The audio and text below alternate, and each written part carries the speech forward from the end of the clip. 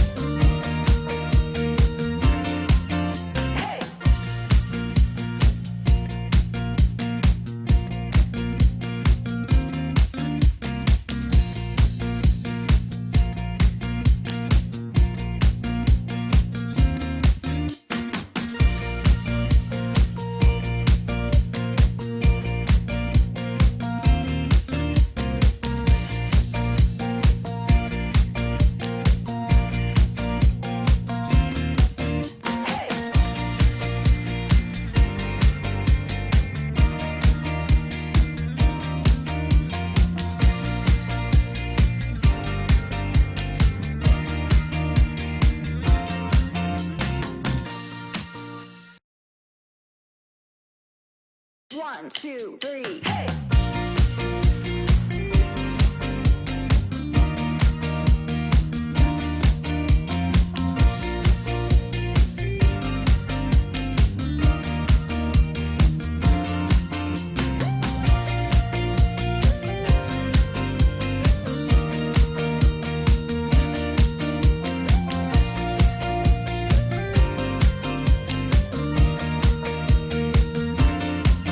Hey!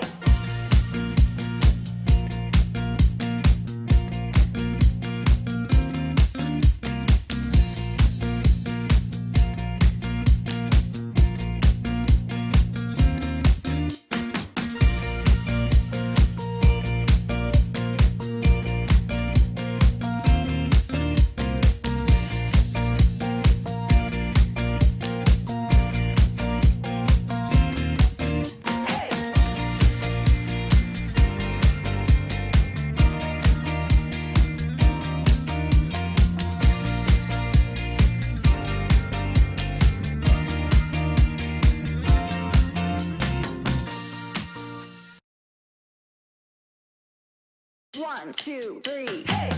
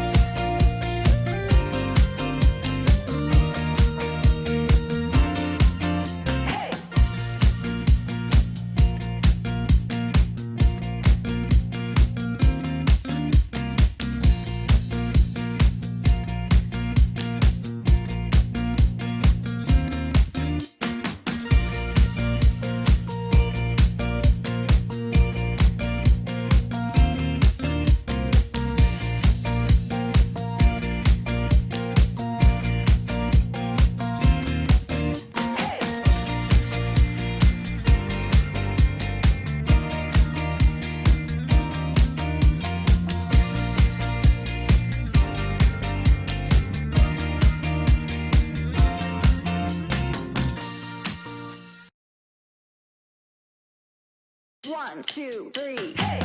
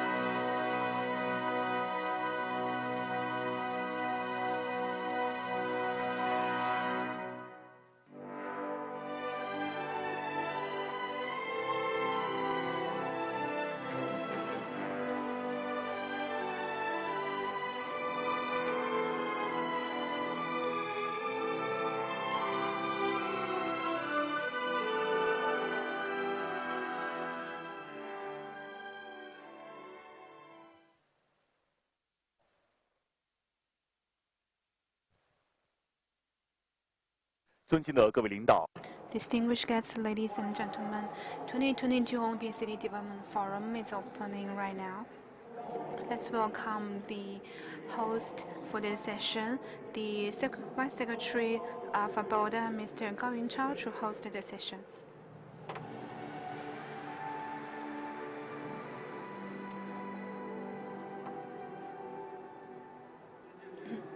Distinguished officials, distinguished guests, ladies and gentlemen, good afternoon. Welcome to the 2022 Olympic City Development Forum. So with the successful success of the Beijing 2022 Olympic Games, Beijing became the very first city who has hosted 2 sessions of Olympic Games and has catch the world focus. So today we're hosting the Olympic City Development Forum to share the experiences of Olympic legacy and discuss the new ways of Olympic City development. I hope we could exchange our ideas and to share our contribution to pass on the legacy of Olympics and also to promote Olympic City. Next, I would like to introduce the guests with us today. They are Mr. Liu Jingming, Executive Vice President of Beijing Olympic City Development Promotion Association. Mr. Fu Xiaohui, Secretary General of Beijing Olympic City Development Promotion and the World Olympic City Alliance. And Madam Wang Shuxian, Chairman of the Beijing Olympic City Development Foundation, Mr. Li Guohong, Director of the United Front Work Department of Chaoyang District Committee, Mr. Ren Jianghao, Vice Governor of Yanqing District, Mr. Wang Shihong, Vice Mayor of the Jilin City of Jilin Province,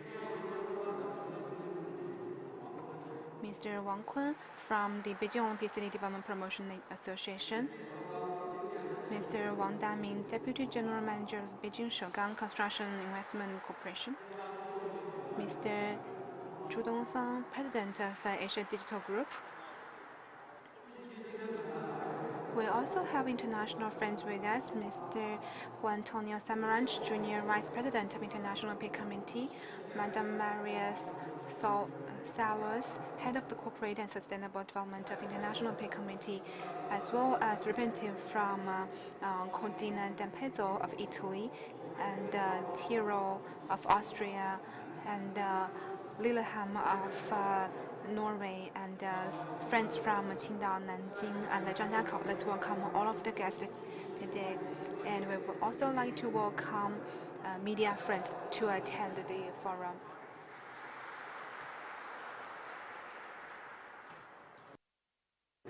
First of all, let's welcome the video speech from Mr. Juan Antonio Samaranch. Greetings to all of you here at the 2022 Olympic City Development Forum. I'm very pleased to be here today for this opportunity to give this address. Over the past 7 years, I have been to Beijing several times, I would say many, many times, and made very many good friends here.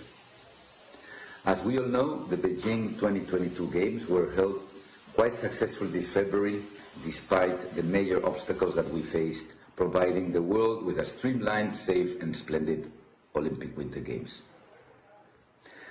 COVID-19 made organizing the Games extremely challenging, but what was amazing and made quite an impression was the competence of Beijing 2022 and the people of China.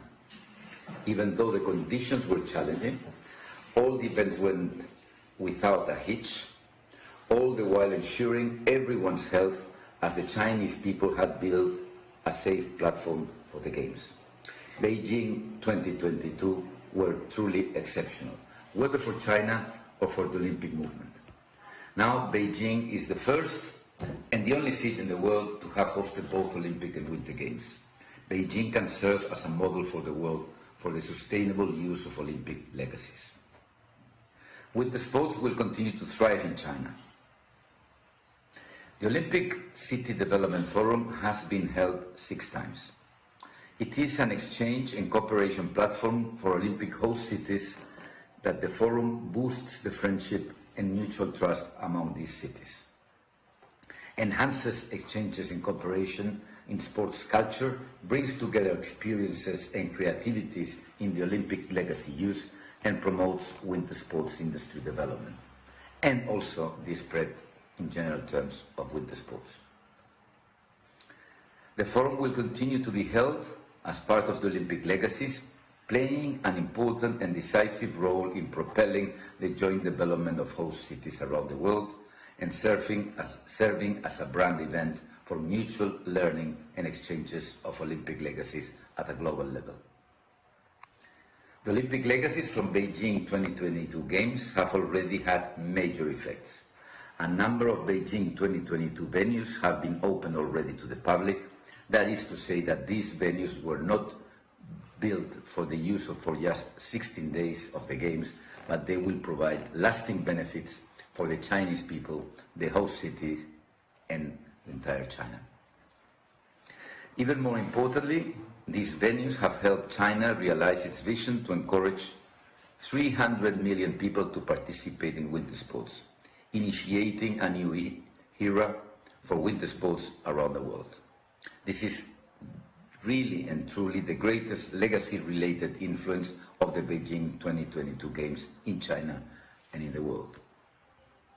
I believe that Beijing 2022 Games will continue to inspire more people to get into sports and exercise, in turn giving them healthier lifestyles.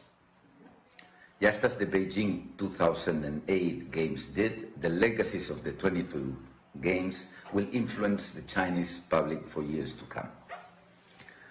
I have always been a friend of China, and I look forward to this forum being a successful one as participants discuss Olympic-related opportunities and host city development, and plans for the post-Games use of the venues and host cities.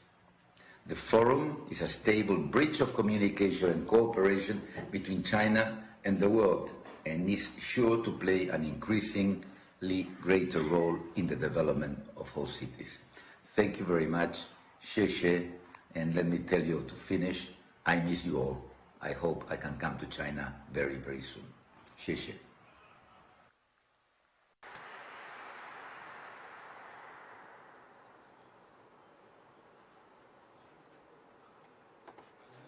Thank you, Mr. Samraj, for your speech. Mr. Samraj actually have gave a highly praise of success of the Winter Olympic Games of Beijing, and I believe will strengthen our communication with IOC and to continue the legacy of 2 sessions. Next, we would like to invite Mr. Vice Chairman of BODA, Mr. Liu Jingming, to give us a speech.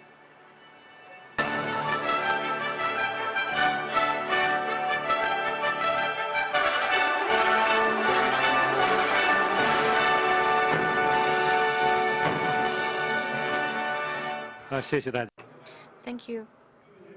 Distinguished guests, dear friends, ladies and gentlemen, good afternoon. On behalf of the Beijing Olympic Development Association, I would like to express my sincere welcome and gratitude to all the participants of the forum. And also, I would like to extend my sincere gratitude to all the friends giving us support all the time, all the way. And Beijing 2022 Olympic and Paralympic Game was a successful winter feast, which was safe, excellent, and in parallel game. And we have lived up the commitment we have made during the bidding phase. And also, Beijing 2022 Olympic and Paralympic Game was a green, open, inclusive, and clean game. Beijing 2022 Olympic and Paralympic Game is the foundation for new pattern formulation and also new structure in the future. In 2008, Beijing successfully hosted the Summer Olympic Games, and in 2022, Beijing successfully hosted the Winter Olympic Games. So what are the legacies we have in the city?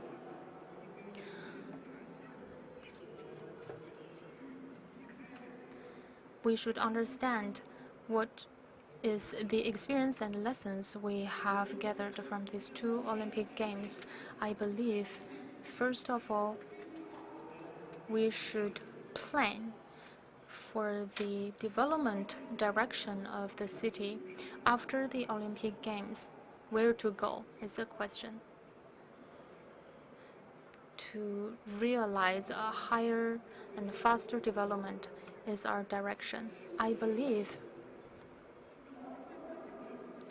the municipality of Beijing followed the suggestion of the central government of China to further promote a balanced development between the urban area and the city area, and also achieve a sustainable development in the city. And this is a good example for a practical city development for Olympic cities, and this was what we have been doing in the past years. Not only for Beijing, but it's the same concept for the other cities, which is to make up for the shortcomings and strengthen the weakness and improve the quality. Secondly is green development. City as a whole package and a platform for development. We should understand what would be the plan for us. Green is the answer. Green development is at the core of the development of cities and also the cities all over the world. In recent years, we have developed many green development plans from the Beijing Green Landscape Planning and also the city development. Instead of that, we should also combine technology development and green development to bring green Olympic and technology Olympic together and implement these legacies after the Games.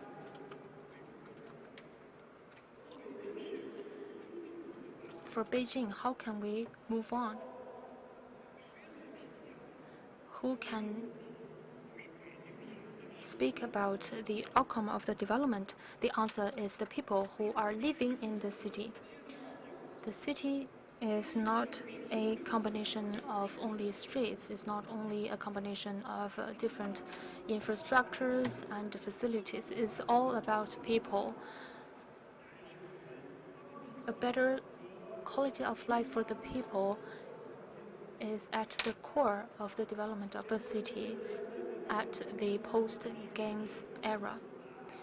The municipality of Beijing and the central government has been invested and contributing a lot of effort in the public engagement and also in the improvement of people's life in Beijing. And these are the essence of the development plan.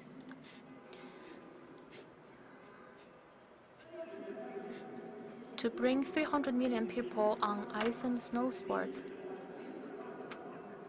shows us the direction of the city development. Today, we gathered in Shougang Park, and now we are having the Olympic City Development Forum, which will further promote and stimulate the future development of city and the city development after the Olympic Games.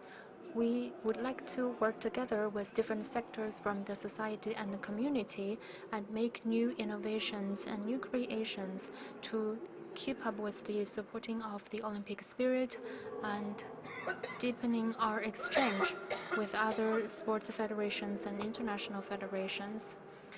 As the city of two games, we will follow up with the President Xi Jinping's spirit and also statement, therefore, to further implement the legacies of the two games, therefore, to share these legacies with the public.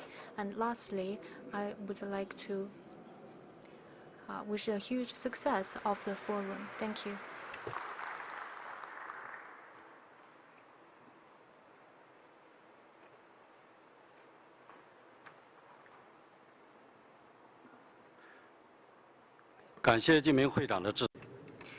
Thank you, Jingmin. Carry on with the legacies of the Olympic Games is the unremitting effort that we are making for the post-Olympic Games development of the city. Now, I'd like to give the floor to Mr. Fu Xiaohui, Secretary General of Beijing Olympic City Development Promotion Association.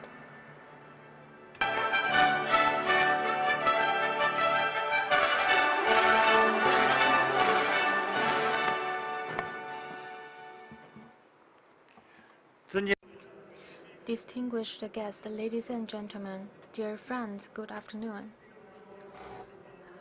It's my pleasure to participate in the Olympic City Development Forum 2022, together with our guests and participants to have exchange on the development of the cities.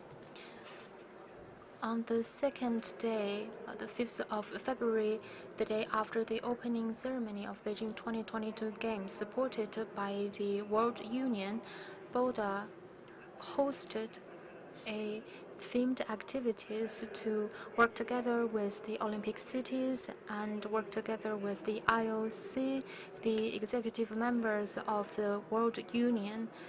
The activity was hosted online, sharing the experience of hosting the Olympic Games, and also we have shared the joyfulness of the hosting of Beijing 2022 Olympic Winter Games, and we have also received a lot of good wishes for the games. On behalf of Boda, and taking this opportunity, I would like to say thank you again to the IOC, to the World Union, and also to the representatives of the Olympic cities. Innovation is the power of development.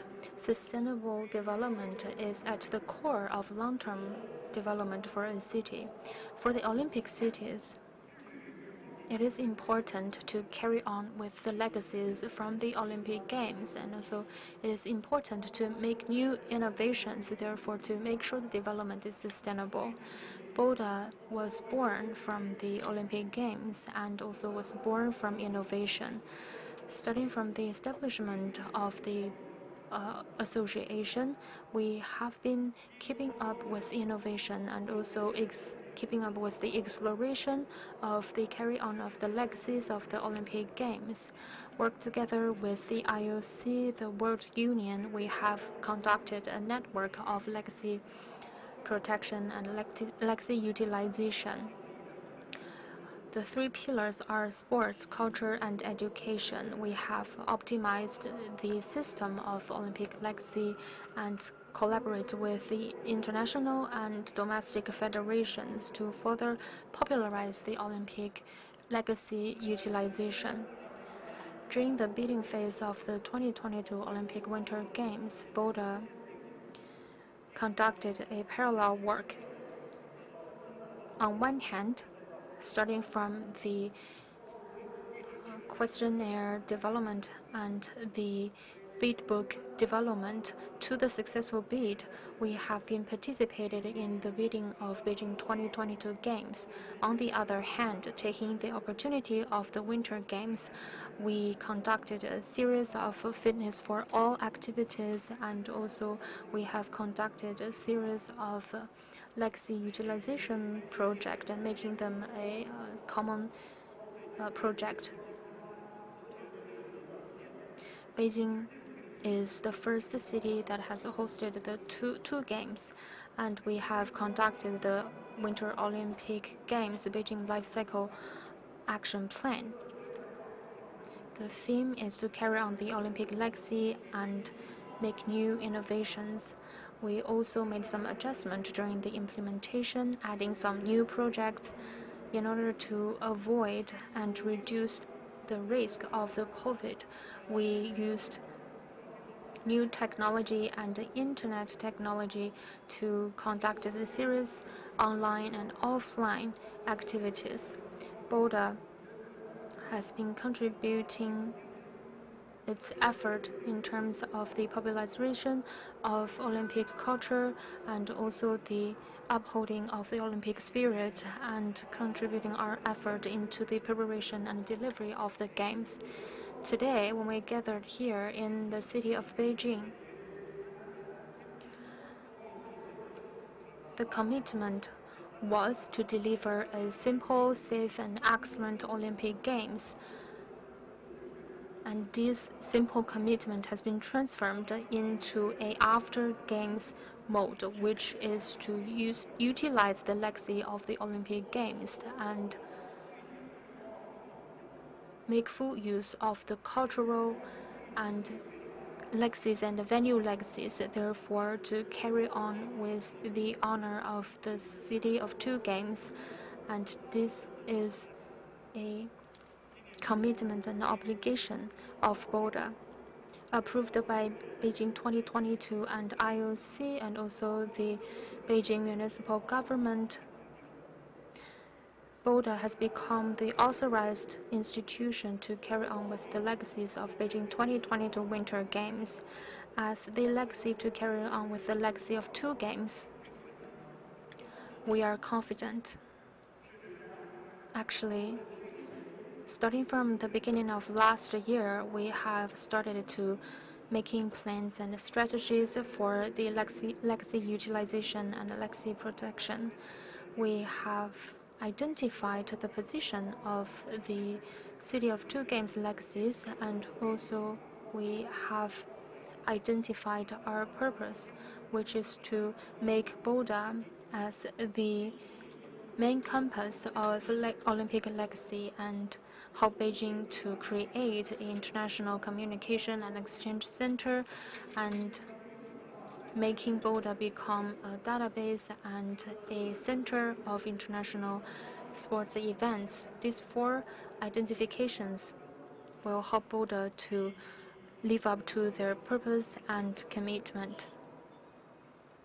First, carry on the Olympic legacy and making innovations, implementation of the Olympic 2020 Plaque 5 agenda, and promote the sustainability of Olympic Games legacy.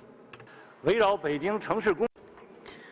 focus on the positioning of Beijing City and continue with innovation. We will continue to make better use of the legacy of city with 2 sessions of Olympic Games. And the second is we will continue to strengthen the promotion and the marketing. And according to the checklist of IOC, we will continue to follow the Beijing 2022 responsibility and pass on the legacy. And we will continue to promote Olympic values and core values and better promote Winter Olympic spirit and to promote the ideas, visions, and legacy of Beijing 2022. And third is to cooperate to share the legacy of 2 Olympic Games. Based on our legacy of 2 Olympic Games, we will continue to organize Olympic sports, cultural, and education activities, and to host the Cultural Festival of Beijing Olympic Sports, Beijing Sports International Sports Television Week. And by doing that, by organizing that kind of events, we're going to enrich the cultural life of the general public and improve their life's quality. And we will tell a better story of Beijing 2 Olympic Games story and share with the international society of the legacy. Fourthly is to build a service city to make a better use of the legacy of 2 Olympic sessions. We want to summarize the legacy for 2 Olympic Games so that we could make a better use in city development and city management. We will continue to study the theoretical study and case study of Olympic legacy for 2 sessions. We will continue to find new roads and create a better future. Boda will follow President Xi's important ideas and follow the deployment of Beijing municipal government. We will work with the society together and to make better use of the legacy of the 2 Olympic Games. And we will welcome the successful opening of the 20th National Parties Congress. In the end, I would like to wish this conference a full success. Thank you.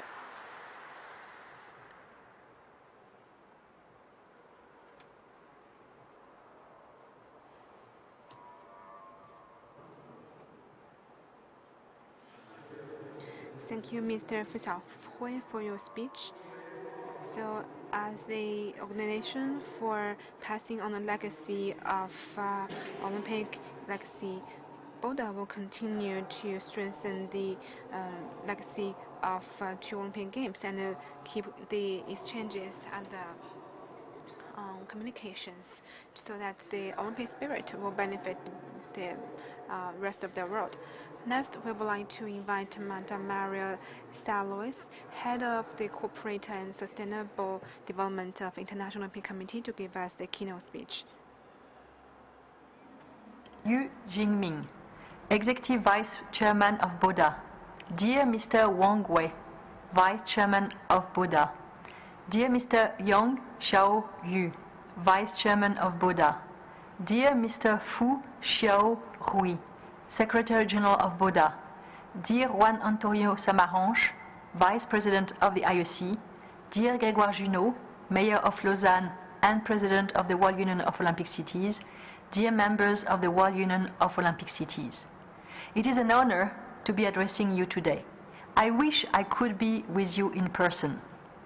My last visit to Beijing on the occasion of the Olympic Winter Games Beijing 2022 created some unforgettable memories.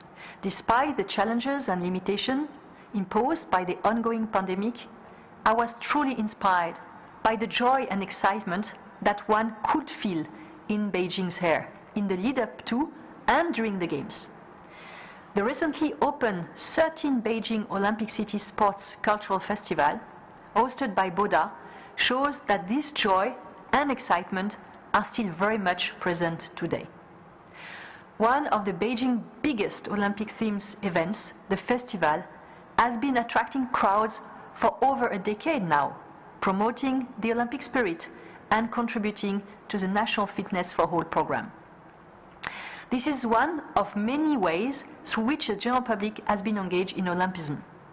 Even before the Olympic Games began, Beijing 2022 engaged more than 300 million people with winter sports. This is helping millions across the country stay fit through the year, while accelerating the growth of China's winter sports industry. This created an opportunity to maximize social and economic benefits for the local residents of the 3 zones of the Games. The best example is right here in Shugong, a former steel-making complex and new meeting place of today, a symbol of sustainable urban regeneration. Shugong shows how, with creativity, drive and innovation, we can transform city landscapes into more livable, city-friendly and greener spaces. In 2016, C40, a global network of mayors taking urgent actions to address climate change, recognized Shugong as an ambitious low-carbon project, accepting it into their climate-positive development program. And Shugong is just one example of Beijing 2022 innovation. The Games saw many firsts when it comes to sustainable innovation. The first city in the world to host both Summer and Winter Olympic Games, Beijing was able to reuse many of its iconic sporting venues, which captured the world's attentions already in 2008. While doing this, Beijing 2022 promoted a model for sports venues which are multi-purpose and can be used by diverse audiences throughout the years. For the first time in Olympic history, all Beijing 2022 venues were powered by renewable energy. Some, like Yongqing Sliding Center, the Water Cube, also known as the Ice Cube now, and Big Air Shugong itself, are already being enjoyed by the local communities. All of the newly constructed venues have been certified with national sustainable construction standards that focus on the saving of energy, water, and materials. For Beijing 2022 ice venues, use natural carbon dioxide cooling technology for the first time at the Games and in China. This helped reduce energy consumption, waste discharge, and carbon emissions. Beijing 2022 has also developed and implemented a new sustainable building standard for snow venues. We hope it will continue to serve the ever-expanding winter sports industry across the country. The positive impact of Beijing 2022 sustainable innovation can be felt far beyond the Games and their venue. Accelerated by the Games, the Zhonghe Flexible Direct Current Grid project uses wind and solar energy sources to transfer electricity from Zhangjiakou to Beijing. It supplies about 10% of Beijing electricity consumption and boosts the city use of clean energy. This is one of the largest of its kind in the world. Beijing 2022 also accelerated the development of the Beijing-Zhangjiakou high-speed railway. As a result, travel between Beijing and Zhangjiakou has been cut from 3 hours to 47 minutes. All these are important efforts to ensure the Games create a wide-ranging, long-lasting, and sustainable legacy. With its experience of the legacy of Beijing 2008, Boda will surely ensure the continuation of the legacy of Beijing 2022. Thank you, and I wish you fruitful discussion. 谢谢。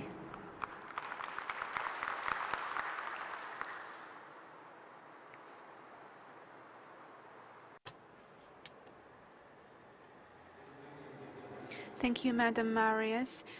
Beijing actually, in preparing for the Winter Olympic Games, and the legacy has been supported by International Olympic Committee. I believe with the support of IOC and the World Olympic City Alliance, I believe we will have more opportunities ahead of us.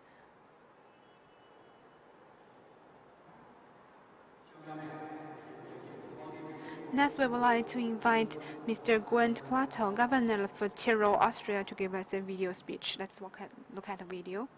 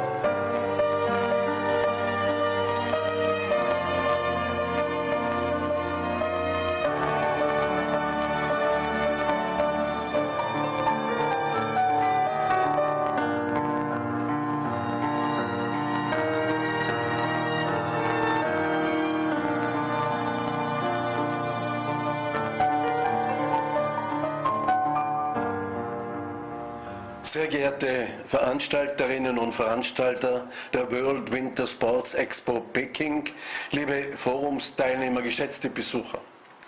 Als Landeshauptmann von Tirol freut es mich, bei dieser einzigartigen Veranstaltung dabei zu sein und eine Grußbotschaft an Sie zu richten. Voller Begeisterung habe ich die sportlichen Wettkämpfe bei den Olympischen Winterspielen in Peking mitverfolgt. Sie hat nicht nur für China und die globale Sportelite eine enorme Bedeutung, sondern auch für den weltweiten Breitensport und den Wintertourismus. Als eines der führenden Wintersportländer freuen wir uns in Tirol, die Entwicklung im Bereich des Wintersports in China zu unterstützen und mitzugestalten. Denn die Freude am Sport verbindet. Das Land Tirol und seine Akteure unterstützen die Wintersportbestrebungen in China in vielerlei Hinsicht. Zahlreiche heimische Unternehmen sind beim Aufbau der Wintersportinfrastruktur involviert. Tirol hat sich in vielen Bereichen auf Nischenmärkte spezialisiert und ist mit einigen Unternehmen Weltmarktführer, insbesondere in der Wintersportindustrie. Auch im Bereich des Tourismus hat Tirol eine international anerkannte Expertise vorzuweisen, die seinesgleichen sucht. Gleichzeitig engagieren wir uns stark in der Skilehrerausbildung, bei der Vermittlung von Wintersport-Know-how und in der Nachwuchsarbeit. Das Land Tirol hat in der Austragung olympischer Winterspiele eine große Tradition und viel Wissen. Die Landeshauptstadt Innsbruck war bereits zweimal Austragungsort für die Olympischen Winterspiele in den Jahren 1964 und 1976. Im Jahre 2012 waren wir noch ein drittes Mal im Olympiafieber in Form der ersten Olympischen Jugendwinterspiele. Auch ich persönlich bin ein leidenschaftlicher Wintersportler. Es freut mich jedes Jahr aufs Neue, wenn die Wintersaison startet und ich mit meinem Skiern über frisch präparierte Pisten abwärts fahre. Auf den wunderschönen Langlaufloipen unterwegs bin oder wenn ich mit den Tourenskiern auf den Berg steige. Gerade daraus rührt meine Leidenschaft und die Leidenschaft vieler Tirolerinnen und Tiroler für den Wintersport. Ich möchte den Veranstaltern der zurückliegenden Olympischen Winterspiele 2022 zur hervorragenden Abhaltung der Spiele herzlich gratulieren. Mich freut es sehr, dass die Spiele den Enthusiasmus für Wintersport in China weiter befeuert haben und wir dadurch noch mehr Menschen für den Wintersport begeistern können. Ich lade Sie alle herzlich ein, einmal den Winter in Tirol zu erleben und ich wünsche Ihnen eine erfolgreiche Veranstaltung.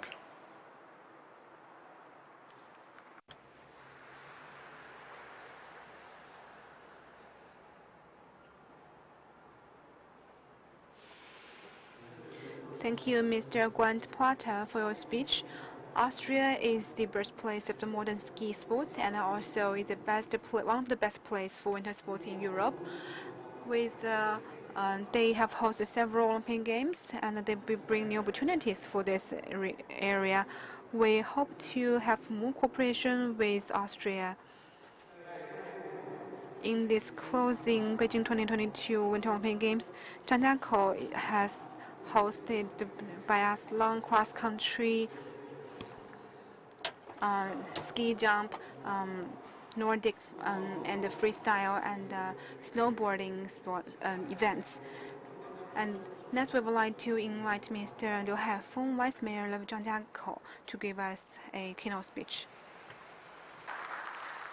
尊敬的萨马兰旗主席， Distinguished President Samaranch and Liu Jingmin, ladies and gentlemen, dear friends, good afternoon. In the beautiful autumn day of September, Zhangjiakou was the competition zone of Beijing 2022 Olympic Winter Games. I'm very pleased to be here with you and to discuss with you about the development after the Olympic Games. On behalf of the government of Zhangjiakou City, I wish a huge success of the forum, and also I would like to express my sincere gratitude to you for your support and help of the development of Zhangjiakou City. Zhangjiakou is located at the northwest of Hebei province. It is in the center of Beijing, Tianjin, Inner Mongolia. It's about 180 kilometers from Beijing City, and with a population of 4.58 million.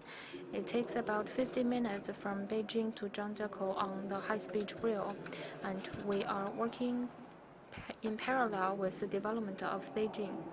President Xi Jinping visited Zhangjiakou for twice and pointed out the direction of the preparation for Zhangjiakou competition zone and accelerate the Zhangjiakou-Beijing sport tourism belt, pointed out the direction of Zhangjiakou, and also gave us a lot of confidence in the future development of the city. The Winter Olympic and Paralympic Games was successfully hosted in Zhangjiakou, and after the Games we have entered a crucial moment for future development. Governments at all levels are following the statement of President Xi Jinping and work together to develop the economy of Zhangjiakou area and accelerate the promotion and development of the sport tourism belt from Beijing to Zhangjiakou, and put more effort in the sport tourism, ice and snow, big data, and recycling resources, green agriculture, 6 sections of development. Therefore, to live up to the commitment we have made for the after Games development. The Olympic Winter Games and Paralympic Winter Games have left great legacy in Zhangjiakou. For example, the Xueruyi and the Bingyuhuan competition venues, Taizicheng Olympic Winter Village, and also Genting Snow Park. In these venues, we have gathered a lot of great memories during the Olympic Games, and these are unforgettable even after the Games. With the opportunity brought by the Olympic Games, we have established 59 ice and snow training centers and 100 training schools, and we have successfully hosted the fifth ski and snowboard high-level world-level competitions, around 100 competitions.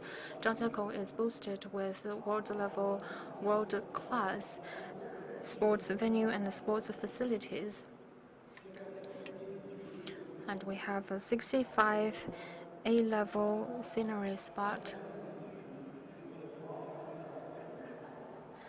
草原天路 and other scenery spots has become the sensational visiting destination of the public, and we have 26 enterprises working in the ice and snow sports industry, and becoming the first city that can recycle the most of the waters. And also after the games, we are going to put more effort into the city development. We will put our effort in the utilization of the venues and recycling of the Olympic resources, and implement the legacy implementation plan and utilize these resources to host the competitions, to create a center of outdoor winter sports center, and also we will put more investment and effort in the conference industry, therefore to attract more customers for conference and other services, to make sure that in every week and in every month we will have customers using our facilities for conference and other uses, and attracting high-level forums and summit in Zhangjiakou, therefore to popularize Zhangjiakou and attract talent to settle up in Zhangjiakou. And also we will work together with the education institutions to conduct a series of education programs on ecological studies and sports studies, therefore to create Zhangjiakou a center of sports presentation, sports tourism, in rehabilitation. And also we will further promote the ice and snow sports development and keep contributing our effort into the commitment of bringing 300 million people on ice and snow. And we will implement the plans and spirit that point out by President Xi Jinping to create and expand the ice and snow industry, therefore to engage larger audience and a larger public to be part of this industry. And we have 2 industrial parks, and these 2 industrial parks will be a symbol for Zhangjiakou City and become a platform for Zhangjiakou City to make international exchange with other enterprises, and to make Zhangjiakou City a center of manufacturing of ice and snow sports equipment. And we will keep contribute more effort in the Zhangjiakou, Beijing, and Tianjin national development strategy. We will accelerate the Zhangjiakou, Tianjin, Beijing sports tourism belt. We'll make full use of the resources and optimize the industrial structure and optimize the transport capability, and create a new structure of Beijing Zhangjiakou tourist belt. Provide better quality of tourism services.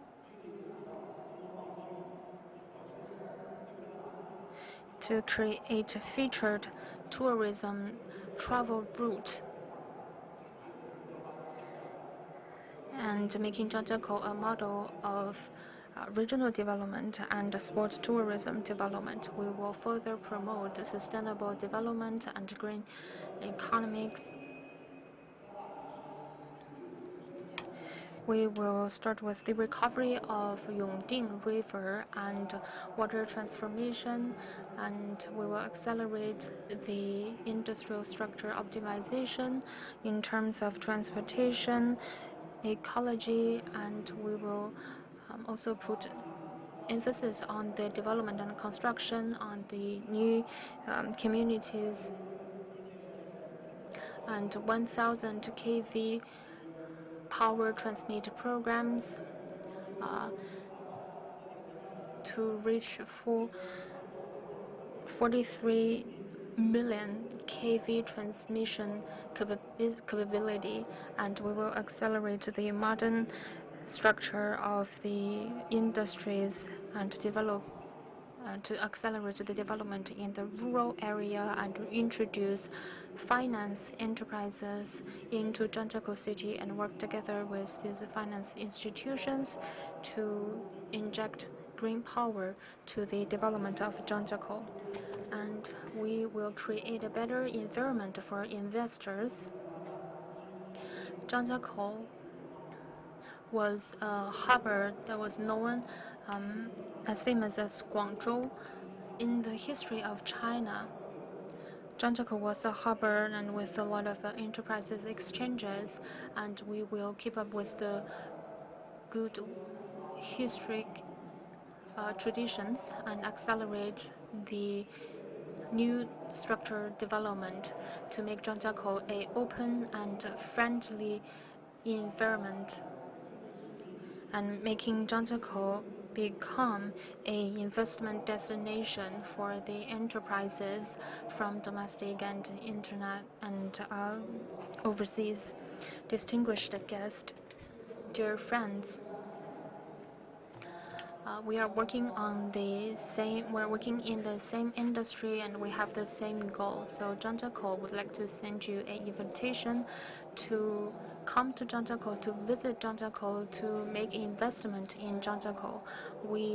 Our manner of collaboration is open, mutual, winning situation, and a friendly manner to provide you high quality of services. And in this post-winter games era, let's work together and for a brighter future. Thank you.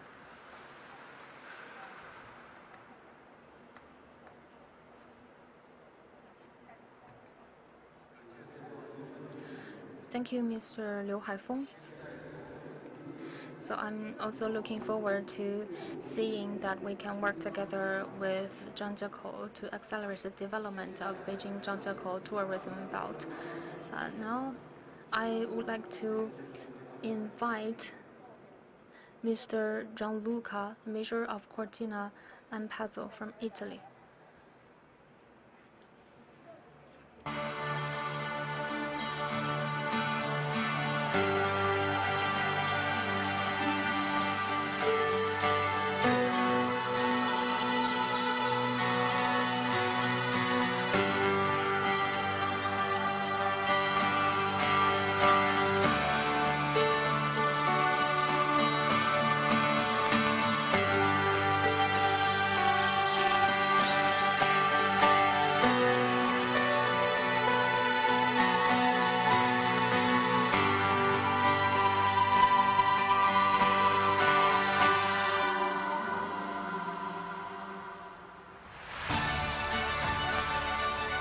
Sono Gianluca Lorenzi, sindaco di Cortina d'Ampezzo, e sono molto contento di trasmettere questo mio messaggio per spiegare un pochettino cos'è Cortina. Cortina è collocata nelle Alpi, quindi nel nord-est, e in particolare nelle Dolomiti. Quello che caratterizza Cortina è comunque la sua valle, che un po' diversamente da quello che è il resto dell'offerta turistica montana è una valle molto aperta che permette di avere, diciamo, quindi anche dal punto di vista climatico del sole tutto il giorno, e anche d'inverno abbiamo un clima molto più tenue di quelle che possono essere altre località.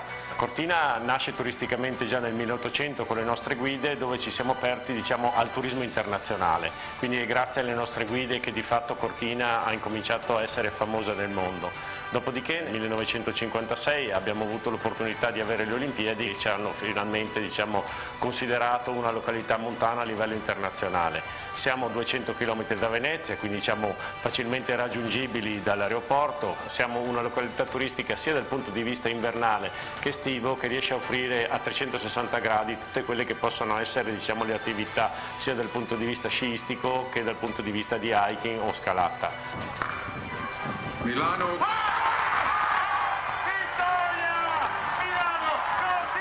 Le Olimpiadi del 26 sono per Cortina una grande sfida che ci vedrà ridisegnare il turismo dei prossimi 40 anni e quindi di conseguenza tutta la parte sia dal punto di vista sportivo che infrastrutturale avrà un work in progress che ci permetterà veramente di essere di nuovo agli apici dell'offerta turistica internazionale. E la particolare di Cortina è che comunque la nostra bellezza non ha uguali, a livello internazionale è riconosciuta come uno dei posti naturalistici più belli del mondo e questo per noi è un grande pregio e soprattutto lo salvaguardiamo dal punto di vista anche di quello che è l'approccio sulle Olimpiadi, in quanto riteniamo che il territorio debba essere protetto e salvaguardato a prescindere da quelli che sono poi le infrastrutture che verranno fatte. Siamo appena usciti dai mondiali di sci 2021 che ci hanno permesso di rodare la macchina e di conseguenza avere le esperienze necessarie che ci serviranno per le Olimpiadi del 2026.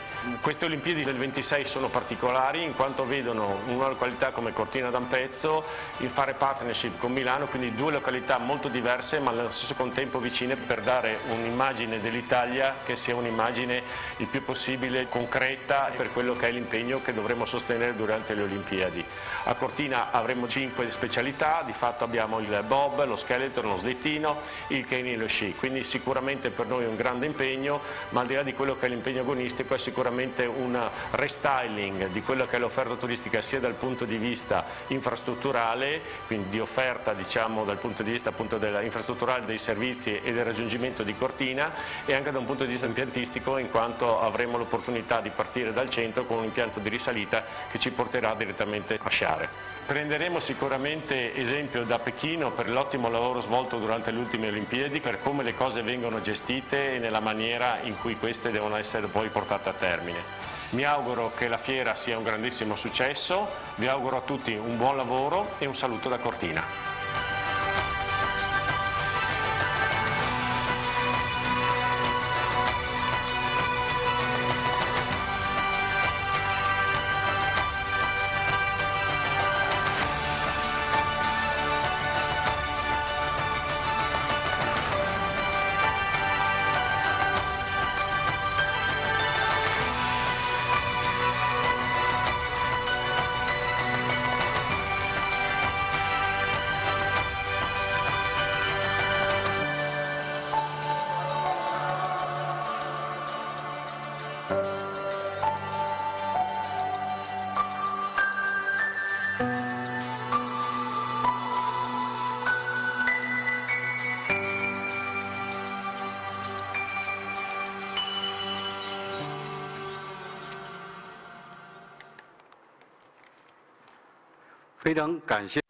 Thank you, Mr. Lorenzi, for your speech. 2026 Winter Olympic Games will be held by two cities in Italy, Milan and Cortina d'Ampezzo. And we hope that with the leading up to Winter Olympic Games, China and Italy and the Beijing and the Milan Cortina will have a better exchanges and cooperation. Qingdao is one of the organizing city of the Beijing Summer Olympic Games in 2008, and Qingdao Olympic Sailing Cities Association has been using its opportunity to pass on and develop Olympic legacy. And next, we would like to invite Mr. Zhu Yuetao, the Deputy Secretary General of Qingdao Olympic Sailing City Development Association, to give us a speech. Distinguished guests, ladies and gentlemen, good morning. Hello everyone. I'm very glad to represent the Qingdao Olympic Sailing City Development Association to attend this conference, and I'm also very happy to share the passing of Olympic legacy and the experiences of doing that. My speech today is using sports to inspire the ocean city and using sailing as to build the livable city. In 2008, Beijing Olympic Games chose Qingdao to host the sailing events, and we have also shown the charm of Qingdao as the capital of sailing. And after that, Qingdao has using sailing as a carrier to build the capital of sailing, this brand, and we have combined the this brand with other industries like tourism, exhibition, and service industry. We have introduced the top competition events in the world and different activities and leisure sailing events to improve the brand image of sailing capital. And we have also tapped into the character and the elements of the city and to lead a healthy lifestyle to build the brand of our city. Especially in June in 2018, the President Xi Jinping have introduced Qingdao in the welcoming banquet of the Shanghai Qingdao Summit, SAO Qingdao Summit. And Qingdao is the world-famous capital of the sailing. That is a very great opportunity for us to promote Qingdao as a sailing capital. In recent years, we have made great achievements in terms of building the capital of sailing. We have won multiple honors by International Sailing Association and the Asia Sailing Association. It has been Mr. Roger has said that once the Olympic city, always the Olympic city. So we have been using a lot of we have launched policies and ideas to make sure to pass on the Olympic legacy. We have also established some organizations of Qingdao as the sailing capital. After the Olympic Games, the Olympic sailing base has been open to the public as a free base. We also introduced some international brands to train the leading talents in sailing sports. We have introduced Wolf, Clipper, and a World Extreme Sailing event. We have been sailing around the world for 8 weeks, and then to stop at around 100 ports in the world, have attracted many media around the world. Especially in August this year, the Qingdao has won the champion of the Clipper competition. We also have organized some local competition. Through this kind of competitions, we have promoted this sailing sports and attracted the attention from the general public, and also helped with us to build this brand of capital of sailing. And these are some very famous people and very famous athletes in the sailing community. And we have also organized events of sailing in campus, in schools, so that the students and university students can know more about this sport. We have established the special schools for sailing athletes. We have trained over 40,000 athletes, and we have also included the sailing sports into textbook. We have been launching this activity in Asia, and after that, the sailing sports has been more popular in Asia. Especially, we organized the sailing activities for youngsters, for kids, and we had attracted over 3,000 young athletes to attend the OP level of athletes.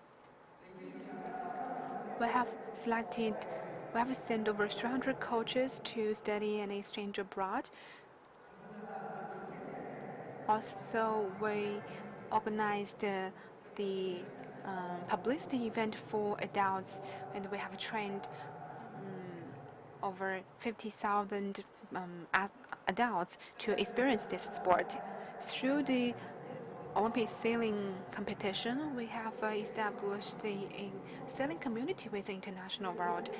And with the support from IOC and the International OP Association and the World Olympic City Alliance, we have organizing exchanges and cooperation with them. We are also working with some cities and countries with international friends. That picture is taken from. We are working with the city of Germany to. We learn from them and even create the Qingdao Sailing Week. And during the Ocean Festival and Sailing Week, we organized other high-level dialogue and conferences and forums. While we combine sailing sports with different business models like tourism, exhibition, and business events, the Olympic sailing base has become very popular online, and many tourists coming to Qingdao amount to over 10 million tourists. Because of the pandemic, we have received less tourists than before, but from this year, the open sailing base has become the top priority for visitors, for tourists to take photos with. Dear friends, the Olympic sailing competition actually has bring a lot of benefits to our city, and I believe this is a great opportunity for us to build a livable city, and the sports of sailing actually have provide new energy and dynamics for our city, and it has become a great example for us. In the future, we'll continue to tap into the Olympic legacy and to further build our city and brand image of sailing capital. Welcome you to visit Qingdao. Thank you.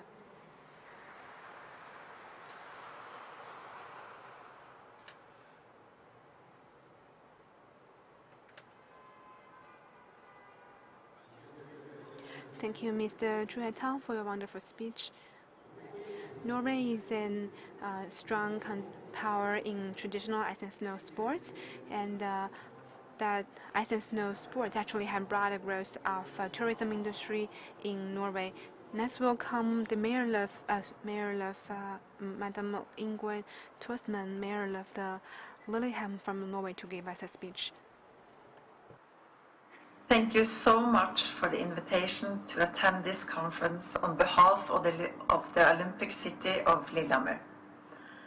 I do apologize that I'm not able to attend in person, but that is due to the pandemic.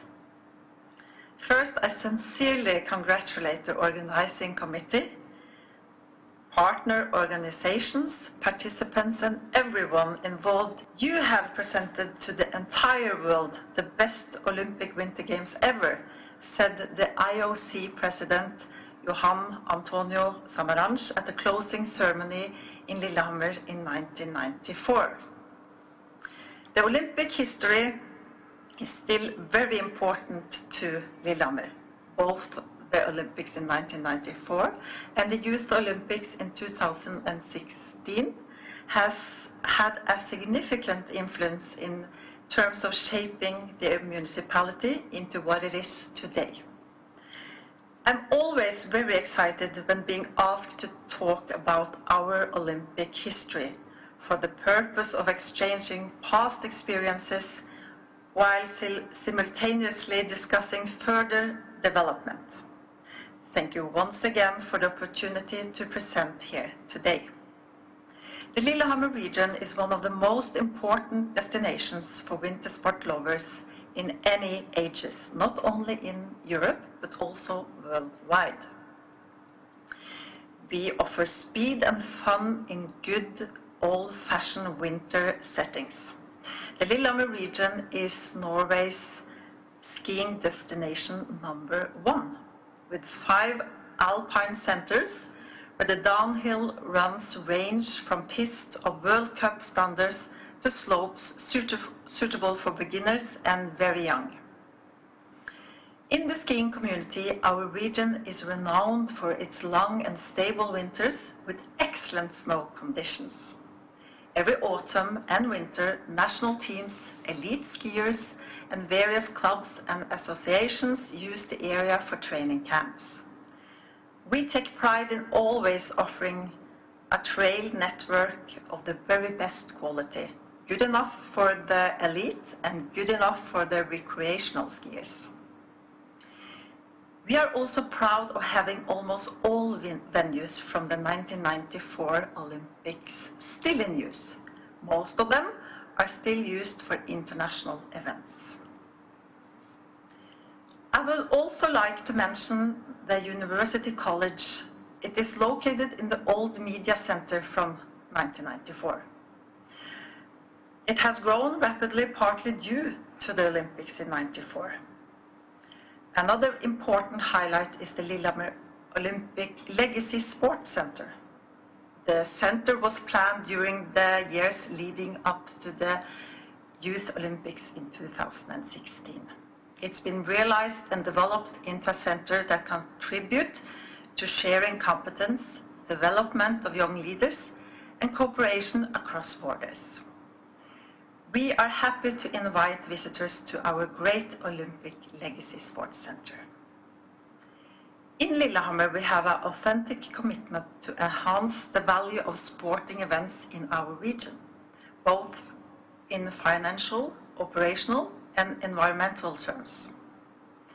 There is already a broad spectrum of ongoing sustainability initiatives in the region, taking into account the UN Sustainable Development Goals. Back in 2018, we got certified as a sustainable tourist destination. This is a label given only to areas that work systematically to reduce the environmental impact of tourism and to preserve the destination's character and nature. It takes years of work demonstrating a lasting commitment to provide the best possible experiences for guests, while keeping the negative impact of tourism to a minimum. In addition, the destinations must work to continually improve its business practices and relations with the local community, following principles of sustainability. Our region is a winter wonderland, and we aim to protect and sustain what we have in the best way possible to hand on a great place to live and visit to future generations. We look at sustainability as an active and continuous process of establishing and developing practices and procedures that become a lasting part of the community. We believe that it's possible to demonstrate environmental action and commitment to create a better tomorrow and raise the bar for future championships.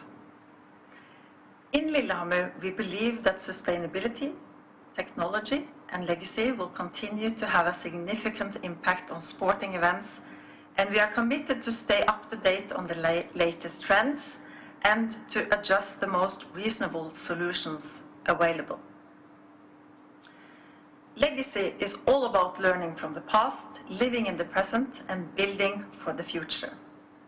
I strongly emphasize all these three. That's why we value knowledge sharing and international cooperation.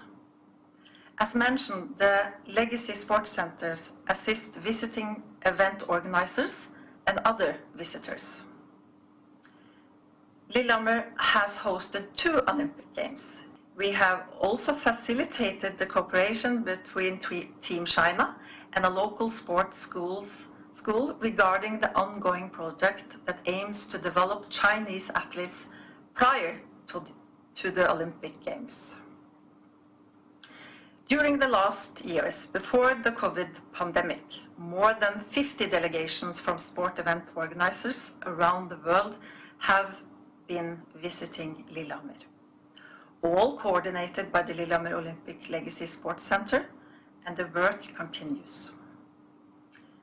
To summarize my presentation here today, the Olympic spirit is very much still alive throughout the whole Lillehammer region. Thank you once again for the kind invitation to speak at this important event. Best wishes for a successful conference. I hope I can attend in person the next time. Thank you.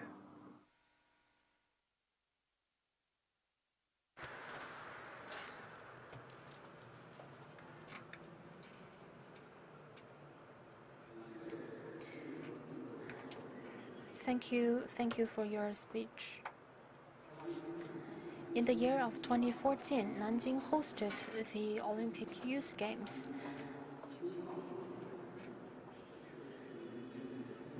Nanjing has presented us a very good example of the legacy utilization after the Youth Games.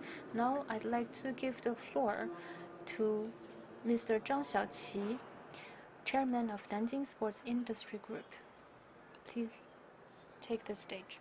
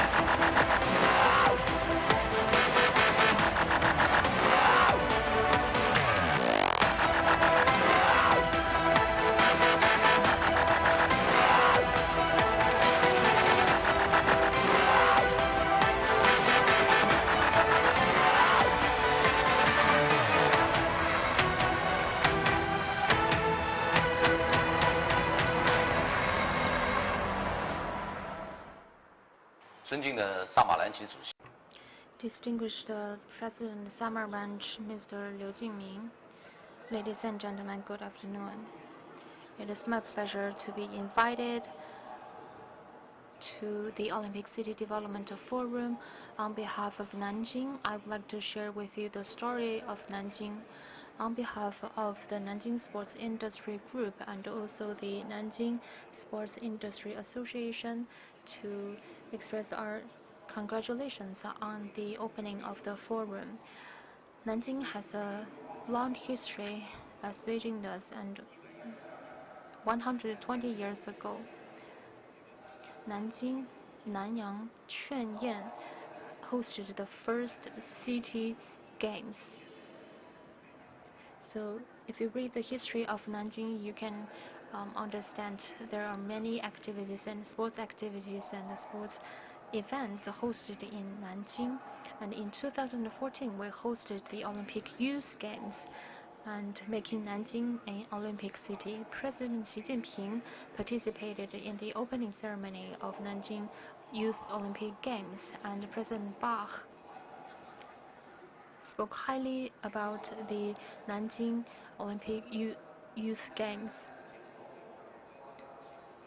And the reports of Nanjing Youth Games has been listed on the website of the IOC. We have made a lot of achievement in terms of legacy utilization, and this legacy utilization has been recognized by international federations. After the Youth Games, as an Olympic city, we have conducted a series of activities and communication network with the international federations and the IOC, with the world-level, world-class venues and a large market and a very good environment for competition and for sports. Nanjing was chosen to be the destination of sports competition destination, and this is the badminton competition. This is the NBA 2019 World Basketball Competition. And we also hosted the athletic competition. We had Su Jingtian in the competition venue and competing for the better records, and also we have hosted the sailing competitions, the 2012 skater competition and athletic competition in 2019, volleyball final competition were all hosted in Nanjing, and also we have won the name of the city of skaters, and also we have competitions of cheerleading. All these kind of diverse competitions has enriched the life of Nanjing and also provide a better life quality for the people living in Nanjing. In the development of the city, Olympic Games played a very important role. Sport Corps issued the most influenced city, Olympic city, Nanjing, ranked number 10 on the list, and just after Beijing, right behind Beijing. And also sports industry has become the most predominant pillar for Nanjing. And sports is influencing economy in Nanjing. And we have, after the 2014 competition, the Olympic Youth Games, we have hosted another series of competitions, and the ticket sales and also the views of the games has reached a new record after the 2014 Youth Olympic Games. Through this kind of conduction of sports events, we have received a good reputation and also leveled up the living quality of the people living in Nanjing.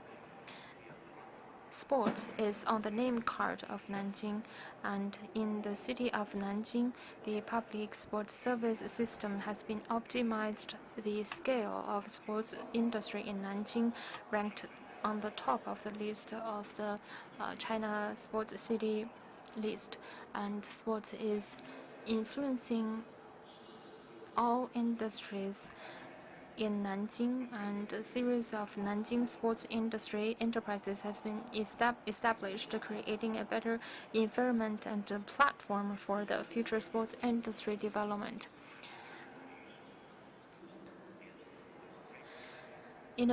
Instead of that, we also witnessed a lot of emerging of sports finance and sports related construction project. All these projects are emerged from the after the Nanjing 2014 Youth Olympic Games. Using these resources and venues and facilities, we were able to better accelerate the infrastructure construction and sports industry development. We hosted more than 300 sports activities, with the participants over 300 million people, and also we, stepping out from the 5-ring symbol, we have made and developed other symbols for the sports industries, and we have the venues, and also we established the venues to provide different functions to the public after the 2014 Olympic Games. Providing better environment for sports industry. First, which is to create a matrix of sports finance and solicitate fund for sports development and provide support to the small-sized business. In terms of technology, we will also put more effort and investment to sports technology development using 5G technology, and give support to the technology-powered enterprises to develop in the sports industry. In terms of space, we will centralize our fund and resources to renovate the old facilities and old venues, and to accelerate the development of regional economies. We will dedicate our effort into the brand establishment and making Nanjing a center of sports. For example, we have created the Nanjing Youth Olympic Park as the only newly built venue. Through the 2014 Olympic Games, before the COVID period, we have a visitor of more than 800,000, and making Nanjing Youth Olympic Games as a brand and provide promotions to the Olympic 2014 Nanjing Youth Olympic Games. And during the COVID time, this Olympic Park has been transformed into a temporary hospital to overcome COVID. In recent years, we have created more optimized structure and combine the Nanjing 2014, the brand of Nanjing 2014, together with the city development, making Nanjing a center and a hub for fund solicitation and international exchange, and making Nanjing a platform to showcasing the development of sports industry in Nanjing. We have also been sending out Nanjing's voice at the World Olympic City Alliance, and by the 2025, we hope to improve the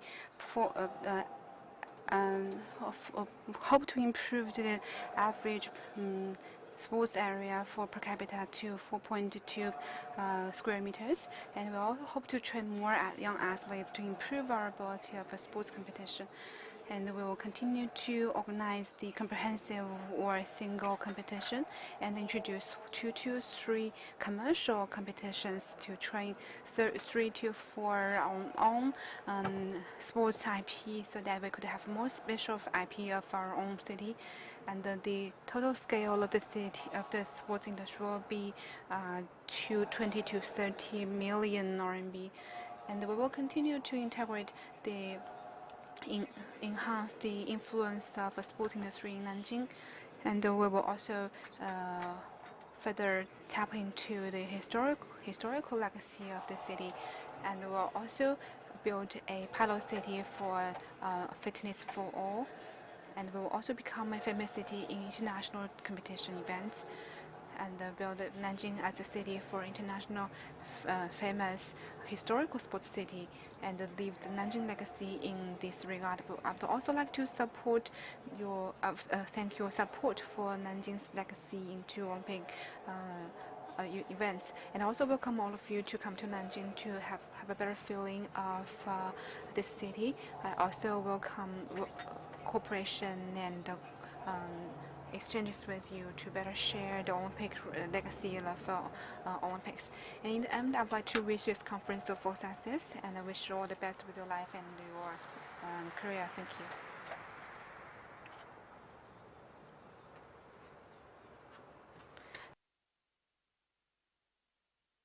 Thank you, Mr. Zhang, for your speech. And I would like to thank again for all the speakers. So we have a better understanding from different angles, from different Olympic cities. We have a better understand the legacy of Olympic City, and through this Olympic City Development Forum, I believe we have been further inspired. Ladies and gentlemen, that's so much for the keynote speech. And next, we would like to continue with our second agenda, the roundtable discussion. We would like to invite our officials from the Beijing Chaoyang District, Yanqing District, Shougang Group, the Jilin City, and other officials from the winter sports cities, and they will talk about the post-Winter Olympics China. That's not the future can be expected. Next, we would like to invite Madam Zhang Li, to the Executive Vice President of Asia Digital Group, to host this session.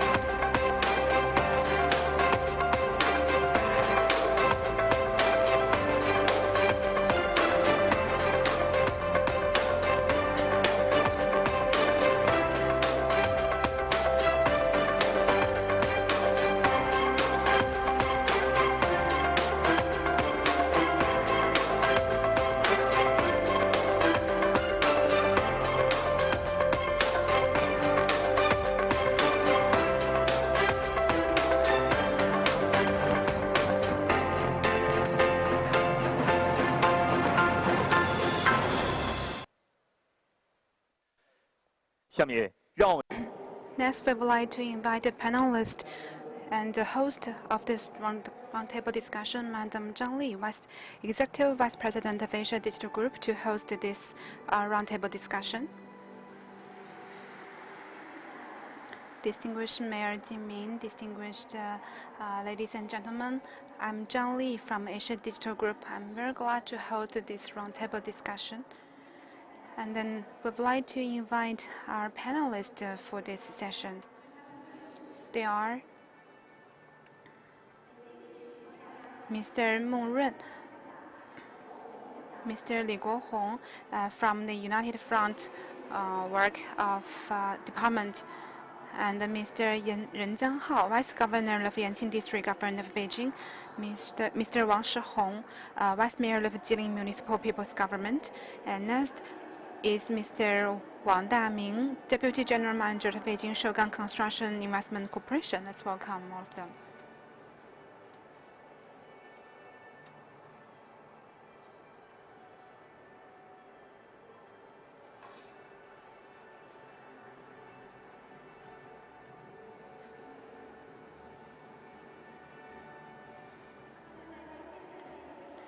So here today we are glad to invite all the officials. We all know that in this Beijing 2022 Winter Olympic Games, it has brought new surprise for Beijing, and we are the very first city to host the 2 Olympic Games. After Winter Olympic Games, we're in the post-Winter Olympic Game era. How can we better use the Olympic legacy? And also for this topic today, how could we have the sustainable growth in the post-Olympic era? We have all the panelists with today to discuss what we can do for this city which has held 2 sessions of Olympic Games. And my first question is for Mr. Li from Madam Li for Chaoyang District. Because in Chaoyang District we have Bird Nest, the Water Cubic, and we also have other Olympic venues. Especially after Winter Olympic Games, we talk a lot about the legacy of venues, and we also want to know that how can we better use the venue legacies to launch the ice and snow tourism and Winter Olympic Games. So let's welcome Madam Li to answer this question. So speaking of Olympic legacy, I would like to mention a quote from Mr. Xi's remarks at the conference for Winter Olympic Games and Winter Paralympic Games. Mr. Xi said that we have the material or physical legacy of venues and facilities. We also have some human legacies or intellectual legacies. We should better keep them so that they could become the new driver for further growth. And the physical legacy is quite clear for us because after Olympic Games, it has become a very scenic sport for tourists. And we have some new venues to be built and renovated. And secondly, in terms of a cultural legacy, for example, the cultural Olympic culture and the sports culture and ice and snow culture, especially volunteers culture. And the 2 sessions of Olympic Games has brought us a huge amount of volunteers, and that is a major contribution. And the third is about talents, including organizing and management talents, and athletes and coaches. These are all our legacies. Apart from that, we also have learned a lot from technologies, and we have been improved a lot in terms of organizing competitions and events into competition venues and sites. And apart from that, we actually have witnessed the growth of sports industry with great momentum, and the Snow Sports Plus model has been widely recognized, including Sports Plus Expo, Sports Plus Culture, Sports Plus Finance. They become a new business model, and they have contribute a lot in terms of social growth and the economic development. Thank you for your contribution, Madam Li. And speaking of Olympic legacy, apart from the venues, we also have intellectual and spirit venues. And speaking of industrial plus other sectors, for example, sports plus finance, sports plus tourism, we all know that in 2022, in Beijing 2022, we have a competition venue in Yanqing, and we all know that in our visit to this venue, Mr. Cai, the Party Secretary of Beijing, have visited the Yanqing booth. And Mr. Li, Madam Li, you mentioned about our talents, our intellectual legacy. We know that in Yanqing there is an innovation center for ice and snow industry.